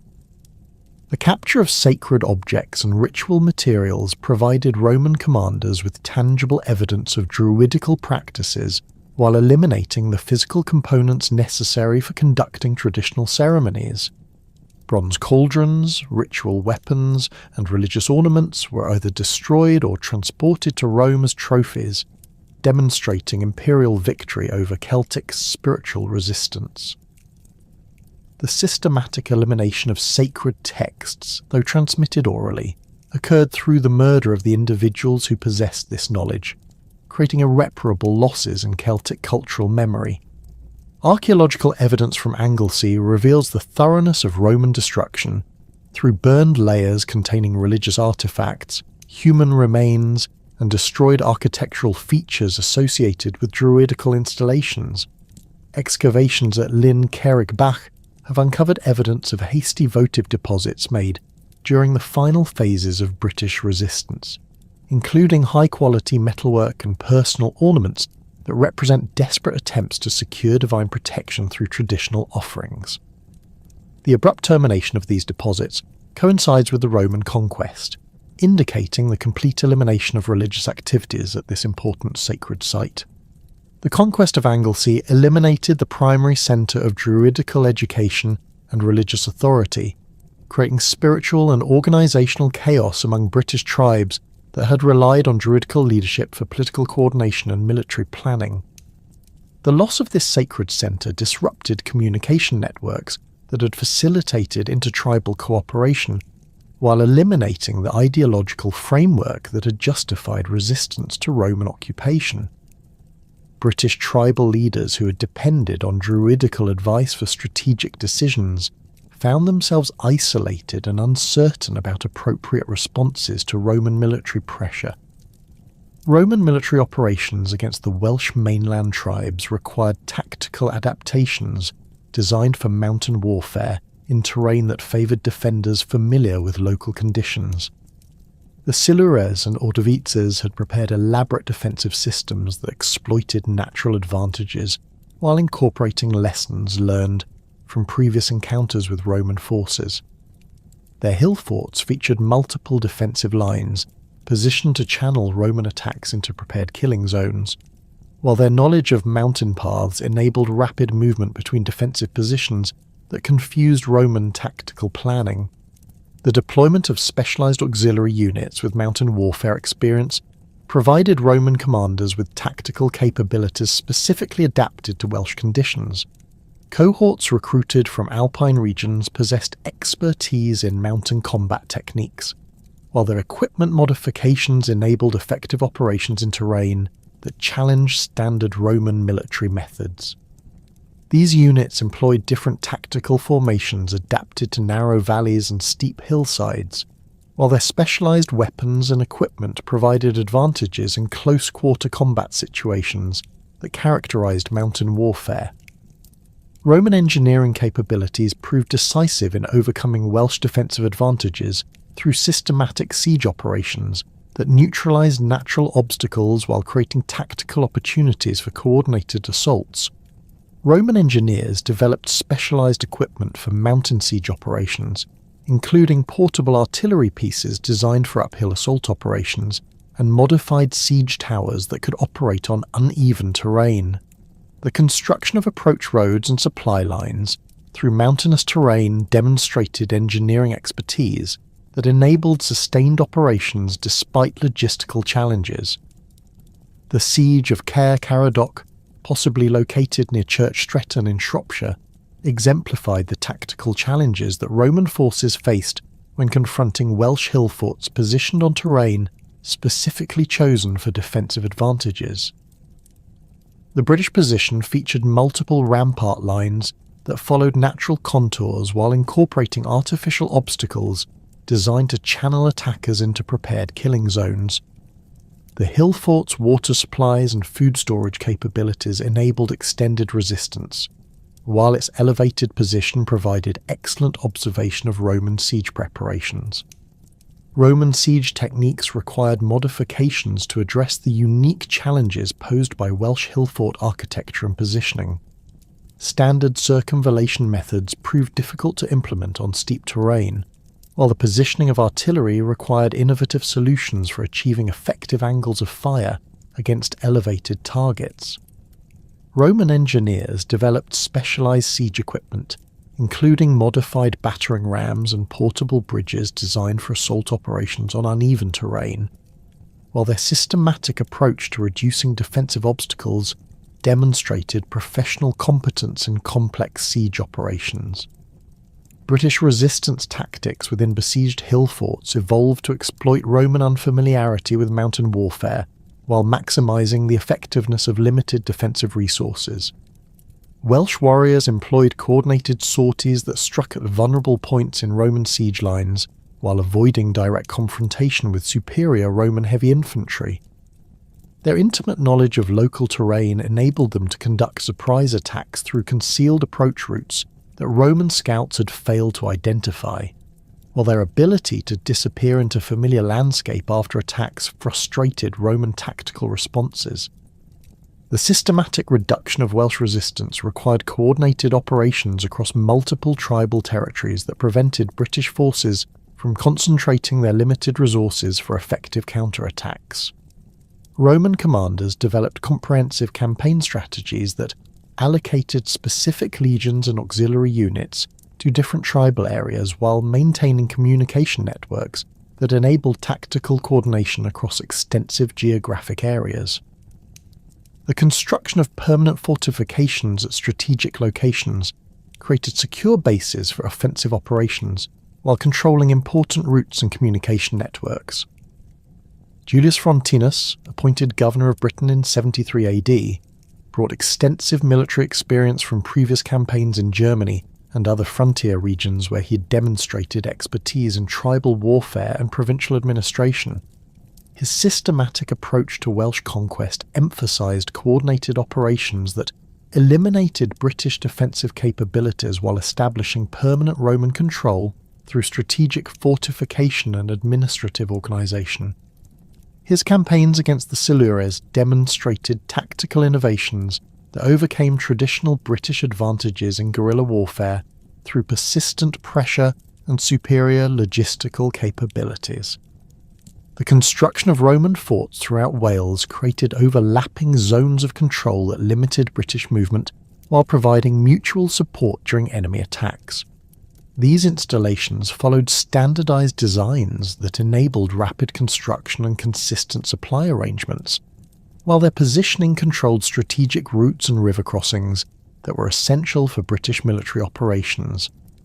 The spacing between forts created communication networks that facilitated rapid response to British attacks while preventing the concentration of resistance forces in secure areas.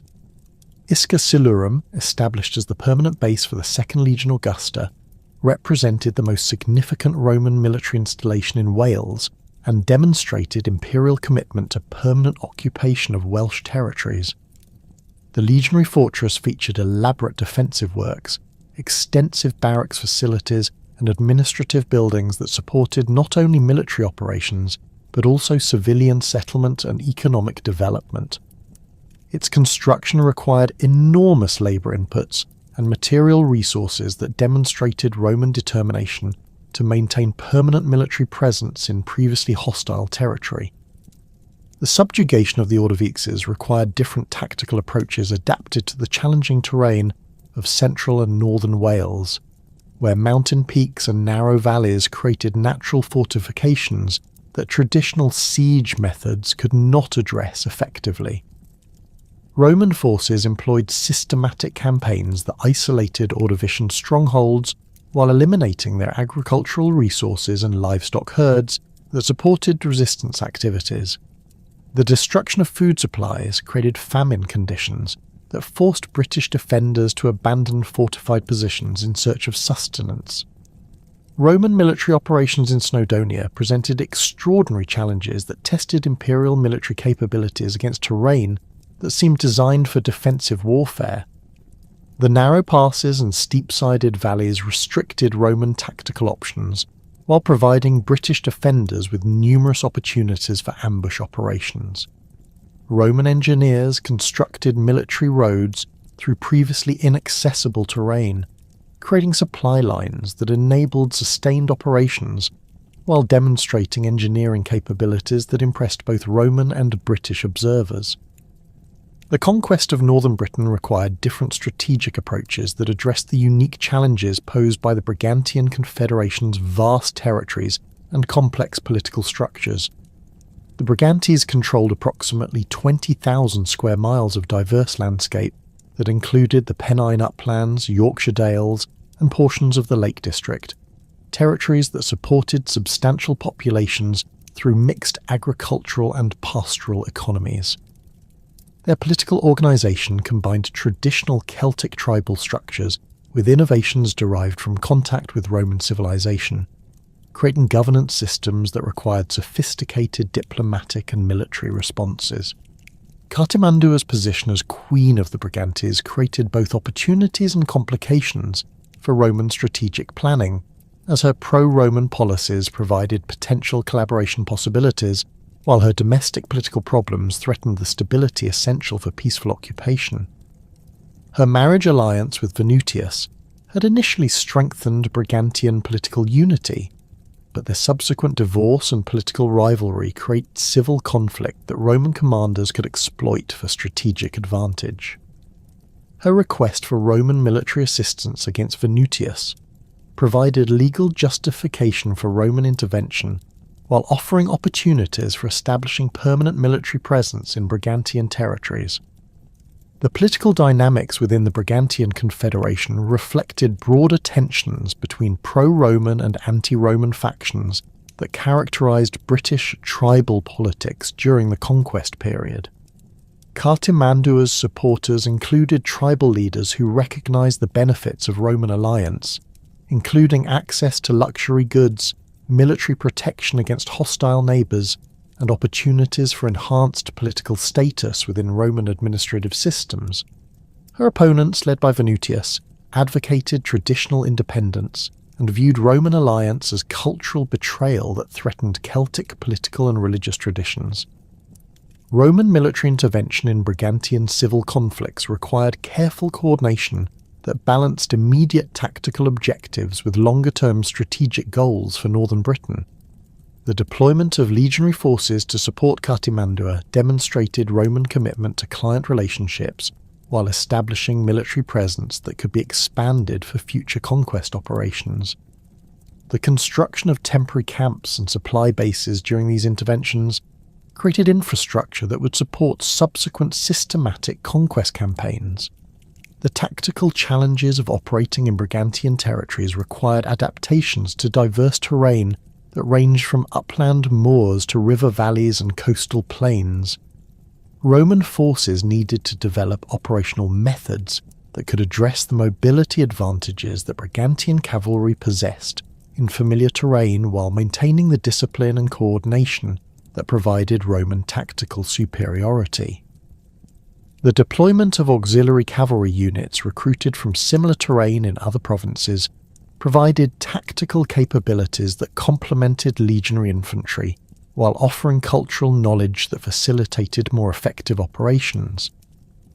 Venutius's resistance strategies emphasized traditional Celtic warfare methods adapted to exploit Roman unfamiliarity with northern British terrain and weather conditions. His forces conducted systematic campaigns that targeted Roman supply lines and isolated garrisons while avoiding direct confrontation with main Roman armies. Their intimate knowledge of local terrain enabled them to appear suddenly for devastating attacks before disappearing into familiar landscape that frustrated Roman pursuit operations. The systematic conquest of Brigantian territories required coordinated operations by multiple legions, supported by extensive auxiliary forces drawn from throughout the Roman military system. The 9th Legion, rebuilt following its destruction during Boudica's rebellion, played crucial roles in northern operations, while demonstrating the Roman capacity for reconstituting military units despite catastrophic losses. The deployment of specialised auxiliary units, including Germanic cavalry and Gallic infantry, provided tactical diversity that enabled effective operations against British forces employing varied resistance strategies. Roman fort construction throughout northern England created permanent military infrastructure that controlled strategic routes while providing secure bases for offensive operations against remaining centres of British resistance. These installations followed standardised designs that enabled rapid construction and consistent supply arrangements, while their positioning created overlapping zones of control that limited British movement and communication. The construction of major fortresses at York and Chester demonstrated Roman commitment to permanent occupation, while providing regional administrative centres. Agricola's appointment as governor of Britain in 77 AD marked the beginning of the most systematic and successful phase of Roman conquest operations, as his extensive military experience and strategic vision enabled completion of the conquest that had been initiated under Claudius over 3 decades earlier. His previous service in Britain during Suetonius Paulinus's campaigns had provided him with detailed knowledge of British conditions and tactical requirements, while his subsequent commands in other provinces had developed his expertise in tribal warfare and provincial administration. The strategic situation that Agricola inherited included substantial Roman territorial gains, but also significant remaining challenges that required coordinated military and diplomatic solutions. Wales had been largely pacified through systematic conquest operations, while northern England remained partially controlled through client relationships and military occupation. Scotland remained entirely unconquered, providing refuge for British resistance leaders while threatening the security of Roman territorial gains through potential alliance with hostile British factions. Agricola's comprehensive approach to British conquest emphasised coordinated military operations, supported by diplomatic initiatives and administrative innovations that addressed both immediate tactical requirements and longer-term strategic objectives. His systematic campaigns combined traditional Roman military methods with tactical innovations adapted to British conditions, while his administrative reforms created governance structures that could maintain order while extracting resources necessary for continued operations. The conquest of the remaining Welsh territories required final operations against isolated resistance centres that had survived previous Roman campaigns through superior defensive positions and continued popular support. Agricola's forces employed systematic siege techniques that eliminated these final strongholds while demonstrating Roman determination to achieve complete conquest regardless of tactical difficulties or resource requirements. The capture of Anglesea's remaining defenders eliminated the last organised Welsh resistance while securing Roman control over territories that had threatened imperial security for decades. Roman military operations in Scotland presented unprecedented challenges that tested imperial military capabilities against terrain and opponents that differed significantly from previous British conquest experiences. The Caledonian tribes possessed military organisations and tactical capabilities that reflected their isolation from Roman influence, while their territories included mountain ranges, dense forests, and extensive moorlands that provided natural advantages for defensive warfare. Their political structures combined traditional Celtic elements with innovations derived from their position as the last independent British populations. The advance into Scotland required enormous logistical preparations that demonstrated Roman organisational capabilities while revealing the resource commitments necessary for operations in previously unexplored territories. Agricola's engineers constructed supply roads through challenging terrain while establishing depot facilities that could support sustained operations far from established Roman bases. The construction of temporary camps at regular intervals created secure positions for Roman forces while providing bases for further advances into unknown territory. Caledonian resistance strategies emphasised mobility and local knowledge while avoiding direct confrontation with Roman heavy infantry formations that had proven decisive in previous British campaigns.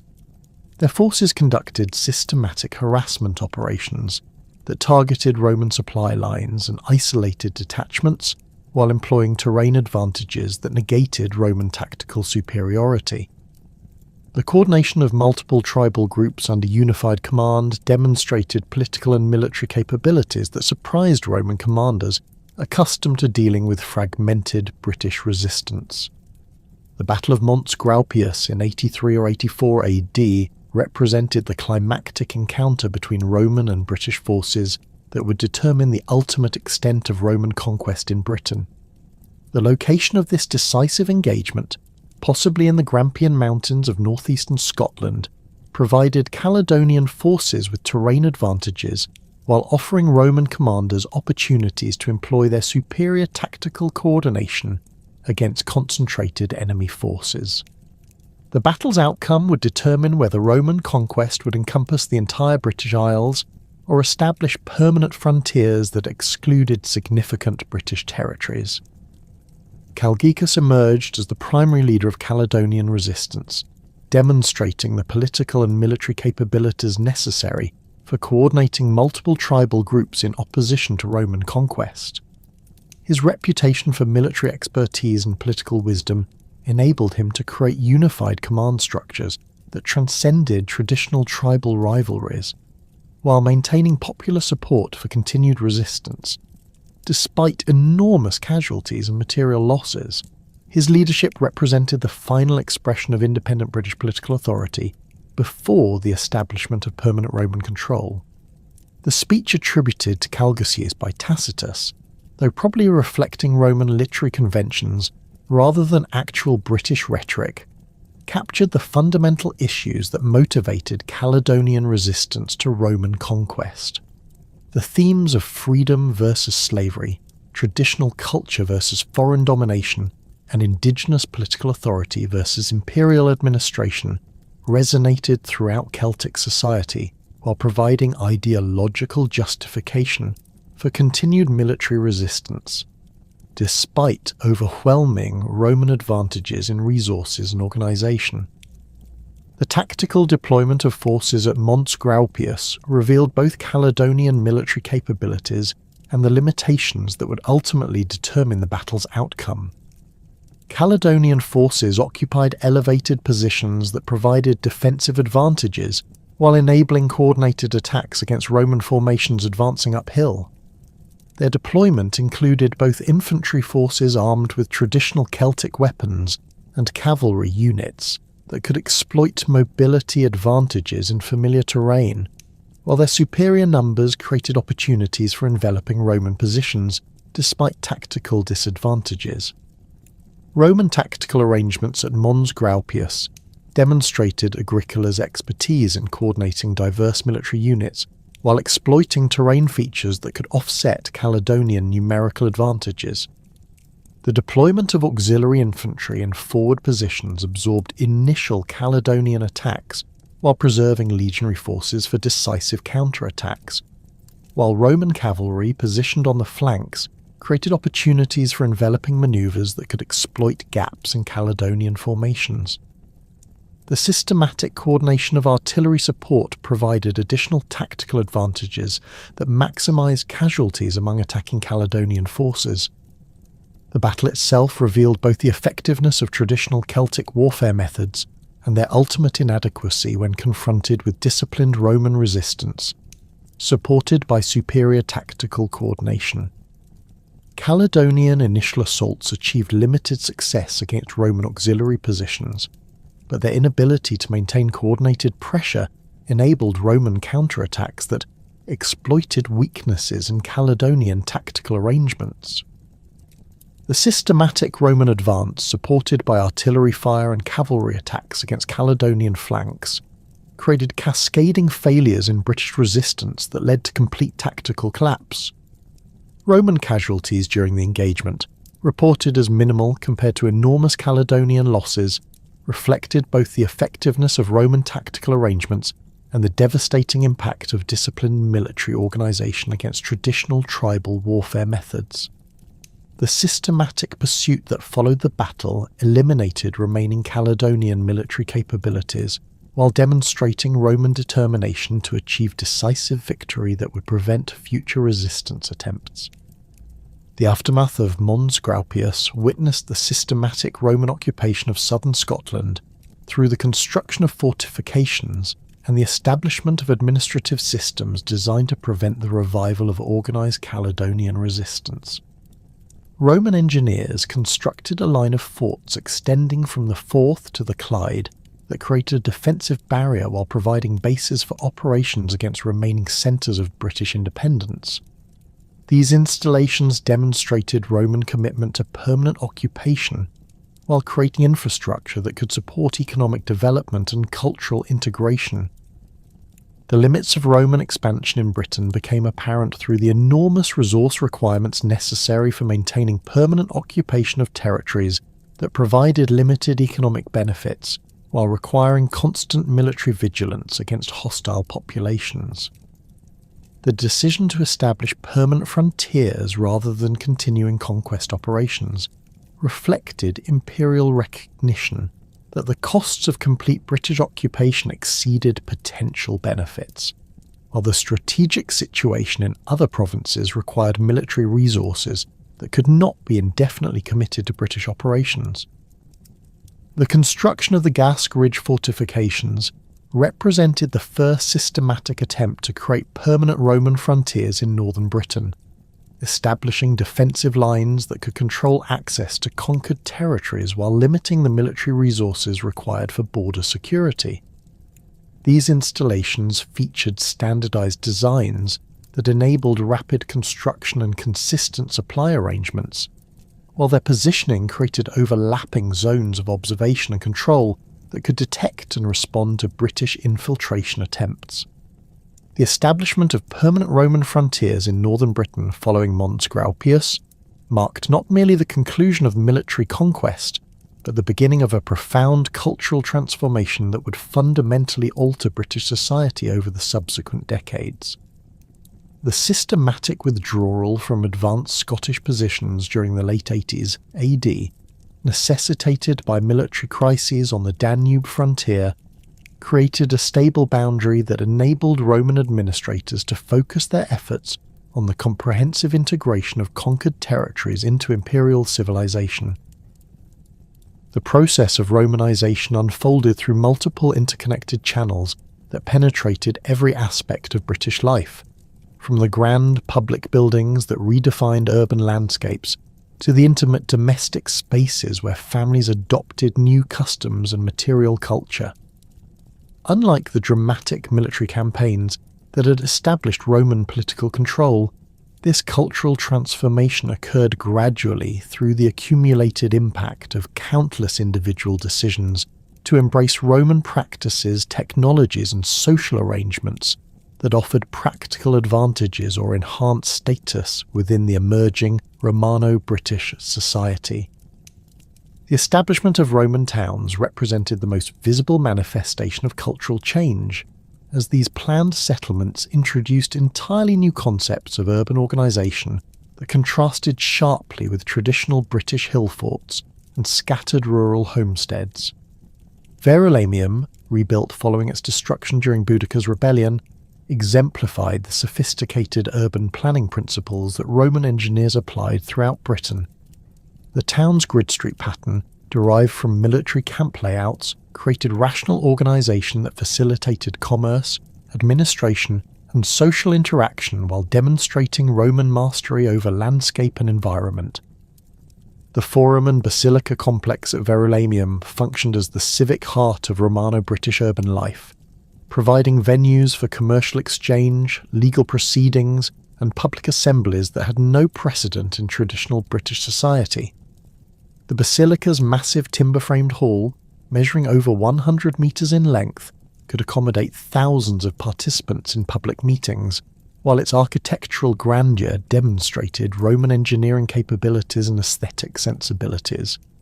The surrounding porticos created covered walkways that protected shoppers and merchants from weather, while providing dignified settings for commercial and social activities. Public bath complexes introduced Roman concepts of personal hygiene and social interaction that transformed daily routines for urban British populations. The baths at Wroxeter featured sophisticated heating systems that maintained different temperature zones, from the cool frigidarium through the warm tepidarium to the hot caldarium, creating therapeutic experiences that combined physical cleansing with social networking opportunities. The complex engineering required for these facilities, including hypercoursed heating systems and elaborate water supply arrangements, demonstrated Roman technical mastery while providing practical benefits that made Roman urban life attractive to British populations. Amphitheatres constructed at major Romano-British towns introduced spectacular entertainment forms that had no equivalent in traditional Celtic culture. The amphitheatre at Caerleon, serving the legionary fortress and civilian settlement, could accommodate over 6,000 spectators for gladiatorial combats, wild animal hunts, and public executions that provided both entertainment and demonstrations of Roman power. These events created shared cultural experiences that transcended tribal boundaries while reinforcing imperial authority through displays of exotic animals, skilled fighters, and sophisticated staging techniques. Religious transformation represented perhaps the most complex aspect of Romanization, as British populations navigated between traditional Celtic spiritual practices and Roman religious innovations without completely abandoning either system. The construction of classical temples dedicated to Roman deities created new focal points for community religious life, while often incorporating elements that appealed to indigenous religious sensibilities. The Temple of Sulis Minerva at Bath exemplified this syncretic approach, combining the Roman goddess Minerva with the Celtic deity Sulis in a fusion that satisfied both Roman administrative requirements and British spiritual needs. Votive offerings discovered at Romano-British religious sites reveal the continuing importance of traditional Celtic religious practices within Roman institutional frameworks. The sacred spring at Bath yielded hundreds of curse tablets inscribed in Latin, but addressing concerns that reflected distinctly Celtic spiritual concepts, including requests for divine intervention in personal disputes and protection against supernatural threats. These tablets demonstrate how British populations adapted Roman religious technologies to serve traditional spiritual needs while maintaining cultural continuity despite political transformation. The persistence of Celtic artistic traditions within Roman decorative schemes created distinctive Romano-British aesthetic styles that combined classical motifs with indigenous design elements.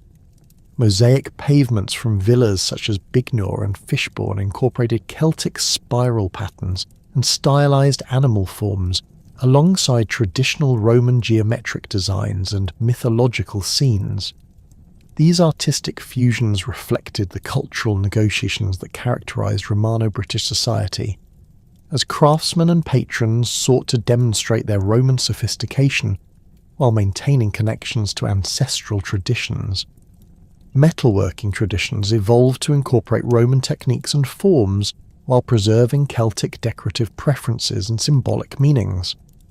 Bronze vessels produced in Romano-British workshops combined Roman vessel shapes with Celtic surface decoration, creating hybrid objects that served Roman functional requirements while maintaining cultural significance for British users. The famous Caffeaton bowl features classical proportions and construction methods, alongside Celtic artistic motifs that reference traditional mythological themes and religious concepts. Language transformation occurred gradually through the practical advantages of Latin literacy in commercial, legal, and administrative contexts, while Celtic languages persisted in domestic and rural settings, where Roman influence remained limited. Inscriptions from Romano-British contexts reveal widespread bilingualism among urban populations.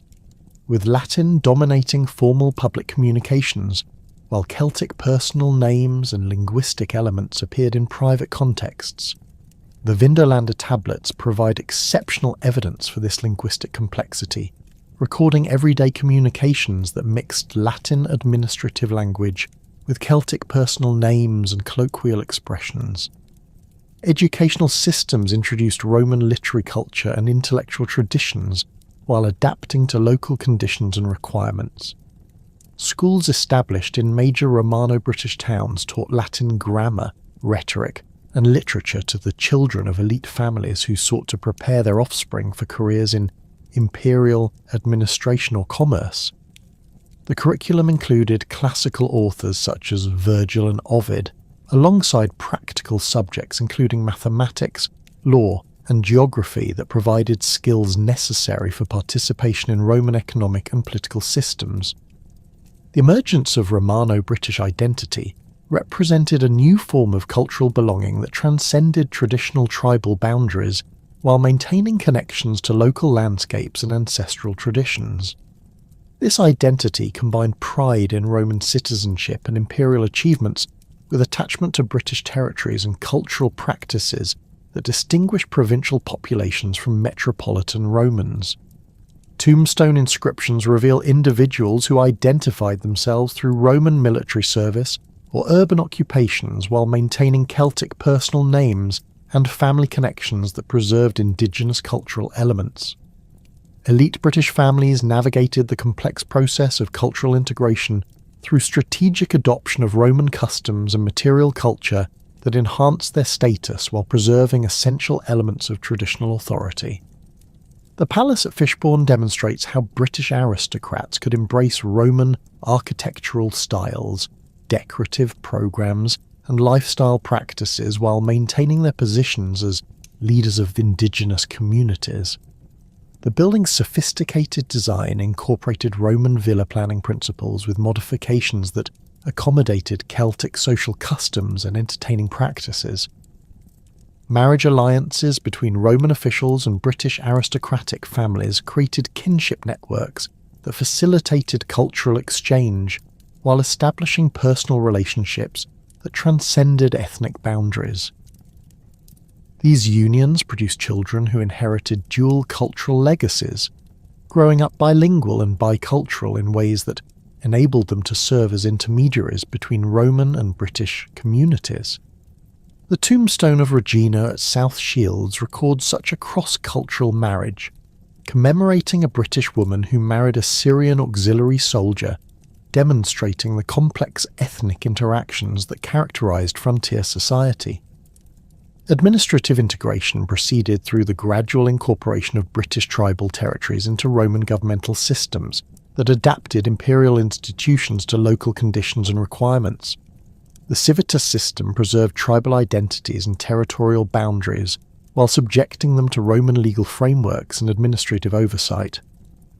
The Silures, despite their fierce resistance during the conquest period, eventually accepted civitas status that enabled them to maintain cultural distinctiveness while participating in Roman political and economic systems. Legal transformation introduced Roman jurisprudence while accommodating Celtic customary law in areas where traditional practices did not conflict with imperial requirements.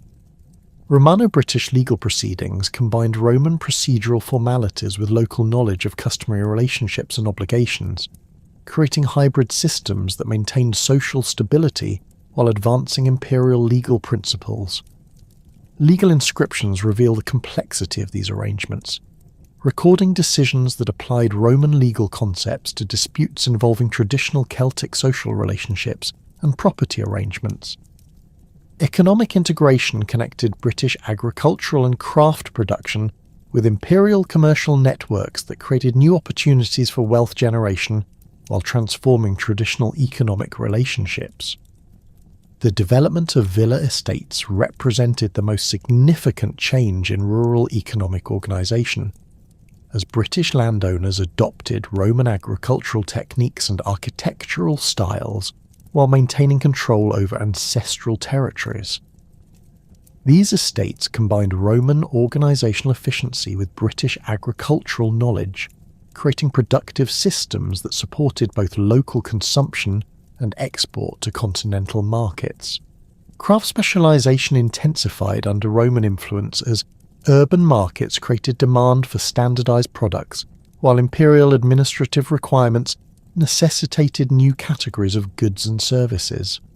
Pottery production evolved from household activities to workshop industries that supplied regional markets with standardized vessel forms, decorated according to Roman aesthetic preferences.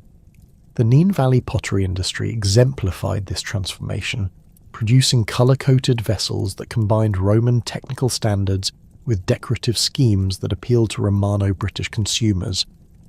Transportation infrastructure created by Roman engineers fundamentally altered British economic geography by connecting previously isolated regions with imperial commercial networks. The construction of major roads, including Watling Street, Ermine Street and Fosse Way, enabled rapid movement of goods, people and information, while creating corridors of intensive development that attracted settlement and economic activity. These roads facilitated the distribution of Roman manufactured goods to British consumers, while enabling the export of British agricultural products and raw materials to continental markets. Monetary systems introduced Roman coinage alongside traditional British exchange mechanisms, creating complex economic arrangements that accommodated both imperial administrative requirements and local commercial preferences. Roman coins provided standardized media of exchange that facilitated long-distance commerce, while British populations continued to employ traditional methods, including barter and reciprocal obligations for local transactions. The circulation patterns of different coin types reveal the gradual penetration of Roman monetary systems into rural areas that had previously operated through non-monetary exchange mechanisms. Military integration transformed British warrior traditions through recruitment into auxiliary units that combined Roman organisational methods with indigenous fighting capabilities. British cavalry units gained particular recognition for their effectiveness in frontier warfare, while their service throughout the empire created networks of cultural exchange that connected Britain with distant provinces. Tombstones of British auxiliary soldiers discovered in Germany, Hungary, and other frontier regions record careers that combined military service with cultural adaptation, demonstrating how imperial service created opportunities for social advancement while maintaining ethnic identities. The construction of military installations throughout Britain created permanent Roman presence in previously remote regions, while providing economic opportunities for local populations through supply contracts and construction employment. The legionary fortress at Chester required enormous quantities of food, equipment, and services that created markets for British producers, while introducing Roman commercial practices and standards. The civilian settlements that developed outside military installations, known as canabae, became centres of cultural exchange where British and Roman populations interacted in commercial, social, and domestic contexts. Religious syncretism reached its most sophisticated expression in the imperial cult that combined worship of Roman emperors with traditional Celtic concepts of divine kingship and supernatural authority. Temples dedicated to imperial deities provided venues for demonstrating loyalty to Roman authority, while accommodating British religious sensibilities through architectural designs and ritual practices that incorporated indigenous elements. The Temple of Claudius at Camulodunum, rebuilt following its destruction during Boudica's rebellion, featured classical Roman architecture with decorative elements that referenced local British traditions and mythological themes. Celtic deities gradually acquired Roman names and attributes while maintaining their essential characteristics and regional associations, creating religious systems that satisfied both imperial administrative requirements and indigenous spiritual needs. Epona, the Celtic horse goddess, gained widespread recognition throughout Roman Britain while retaining her connections to British pastoral traditions and equestrian culture. Similarly, the Celtic smith god acquired Roman attributes while maintaining his association with metalworking traditions that remained central to Romano-British craft production. Burial practices evolved to incorporate Roman customs while preserving elements of Celtic funerary traditions that maintained connections between living communities and ancestral spirits. Romano-British cemeteries featured organised layouts with individual graves marked by Roman-style tombstones, while grave goods often included both Roman-manufactured items and traditional Celtic personal ornaments. The cemetery at Poundbury demonstrates this cultural fusion, with burials that followed Roman organisational principles while incorporating grave goods and ritual practices that reflected continuing Celtic spiritual beliefs. The survival of Celtic artistic traditions within Roman decorative contexts created distinctive provincial styles that combined classical techniques with indigenous aesthetic preferences. Sculptural reliefs from Romano-British religious sites incorporated Celtic symbolic motifs within Roman architectural frameworks, creating artistic programs that communicated complex cultural messages to audiences familiar with both traditions. The Gorgon's head from the Temple of Sulis Minerva at Bath exemplifies this artistic fusion, combining classical mythological imagery with Celtic artistic conventions in ways that created new forms of religious and cultural expression. Seasonal festivals and ritual observances adapted to accommodate both Roman religious calendar requirements and traditional Celtic celebrations that marked agricultural cycles and cosmic transitions. Lughnasad's celebrations incorporated Roman commercial activities while maintaining their essential character as harvest festivals that honoured Celtic deities and reinforced community solidarity. These adapted festivals created opportunities for cultural exchange while preserving important elements of indigenous spiritual and social traditions. The gradual decline of Druidical influence resulted not from systematic persecution, but from the practical advantages of Roman educational and legal systems that provided alternative sources of learning and authority.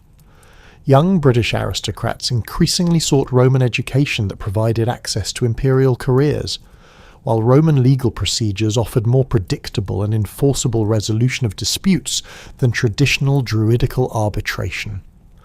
The transformation occurred through individual choices rather than imperial coercion, as British populations recognised the practical benefits of Roman institutional alternatives. Medical practices evolved through the introduction of Roman surgical techniques and pharmaceutical knowledge, while maintaining traditional Celtic healing methods that address spiritual as well as physical ailments. Romano-British medical practitioners combined Roman anatomical knowledge with indigenous herbal traditions, creating therapeutic systems that drew upon both cultural traditions. Medical instruments discovered at Romano-British sites demonstrate the sophisticated surgical capabilities that Roman medicine introduced, while curse tablets and votive offerings reveal the continuing importance of supernatural healing methods. Agricultural innovations introduced Roman farming techniques, including improved plough designs, crop rotation systems, and livestock breeding methods that increased productivity while maintaining traditional British agricultural knowledge. Villa estates experimented with Mediterranean crops, including grapes and olives, while continuing to cultivate traditional British cereals and vegetables that remained staples of local diet. These agricultural adaptations created more productive farming systems, while preserving food traditions that maintained cultural continuity. Architectural evolution proceeded through the gradual adoption of Roman building techniques and design principles while adapting to British climatic conditions and cultural preferences. Romano-British houses incorporated Roman features, including hypocaust heating systems and tessellated floors, while maintaining traditional British spatial arrangements that accommodated indigenous social customs. The development of distinctive Romano-British architectural styles represented successful adaptation of Roman building traditions to local conditions and requirements. By 150 AD, the transformation of British society had progressed sufficiently to create stable Romano-British cultural patterns that would persist for centuries. The generation of Britons who had experienced the conquest period was passing away, replaced by populations who had grown up within Roman institutional frameworks while maintaining connections to ancestral traditions. This cultural synthesis created the foundation for a Romano-British civilization that combined Roman organisational efficiency with British regional diversity and cultural resilience.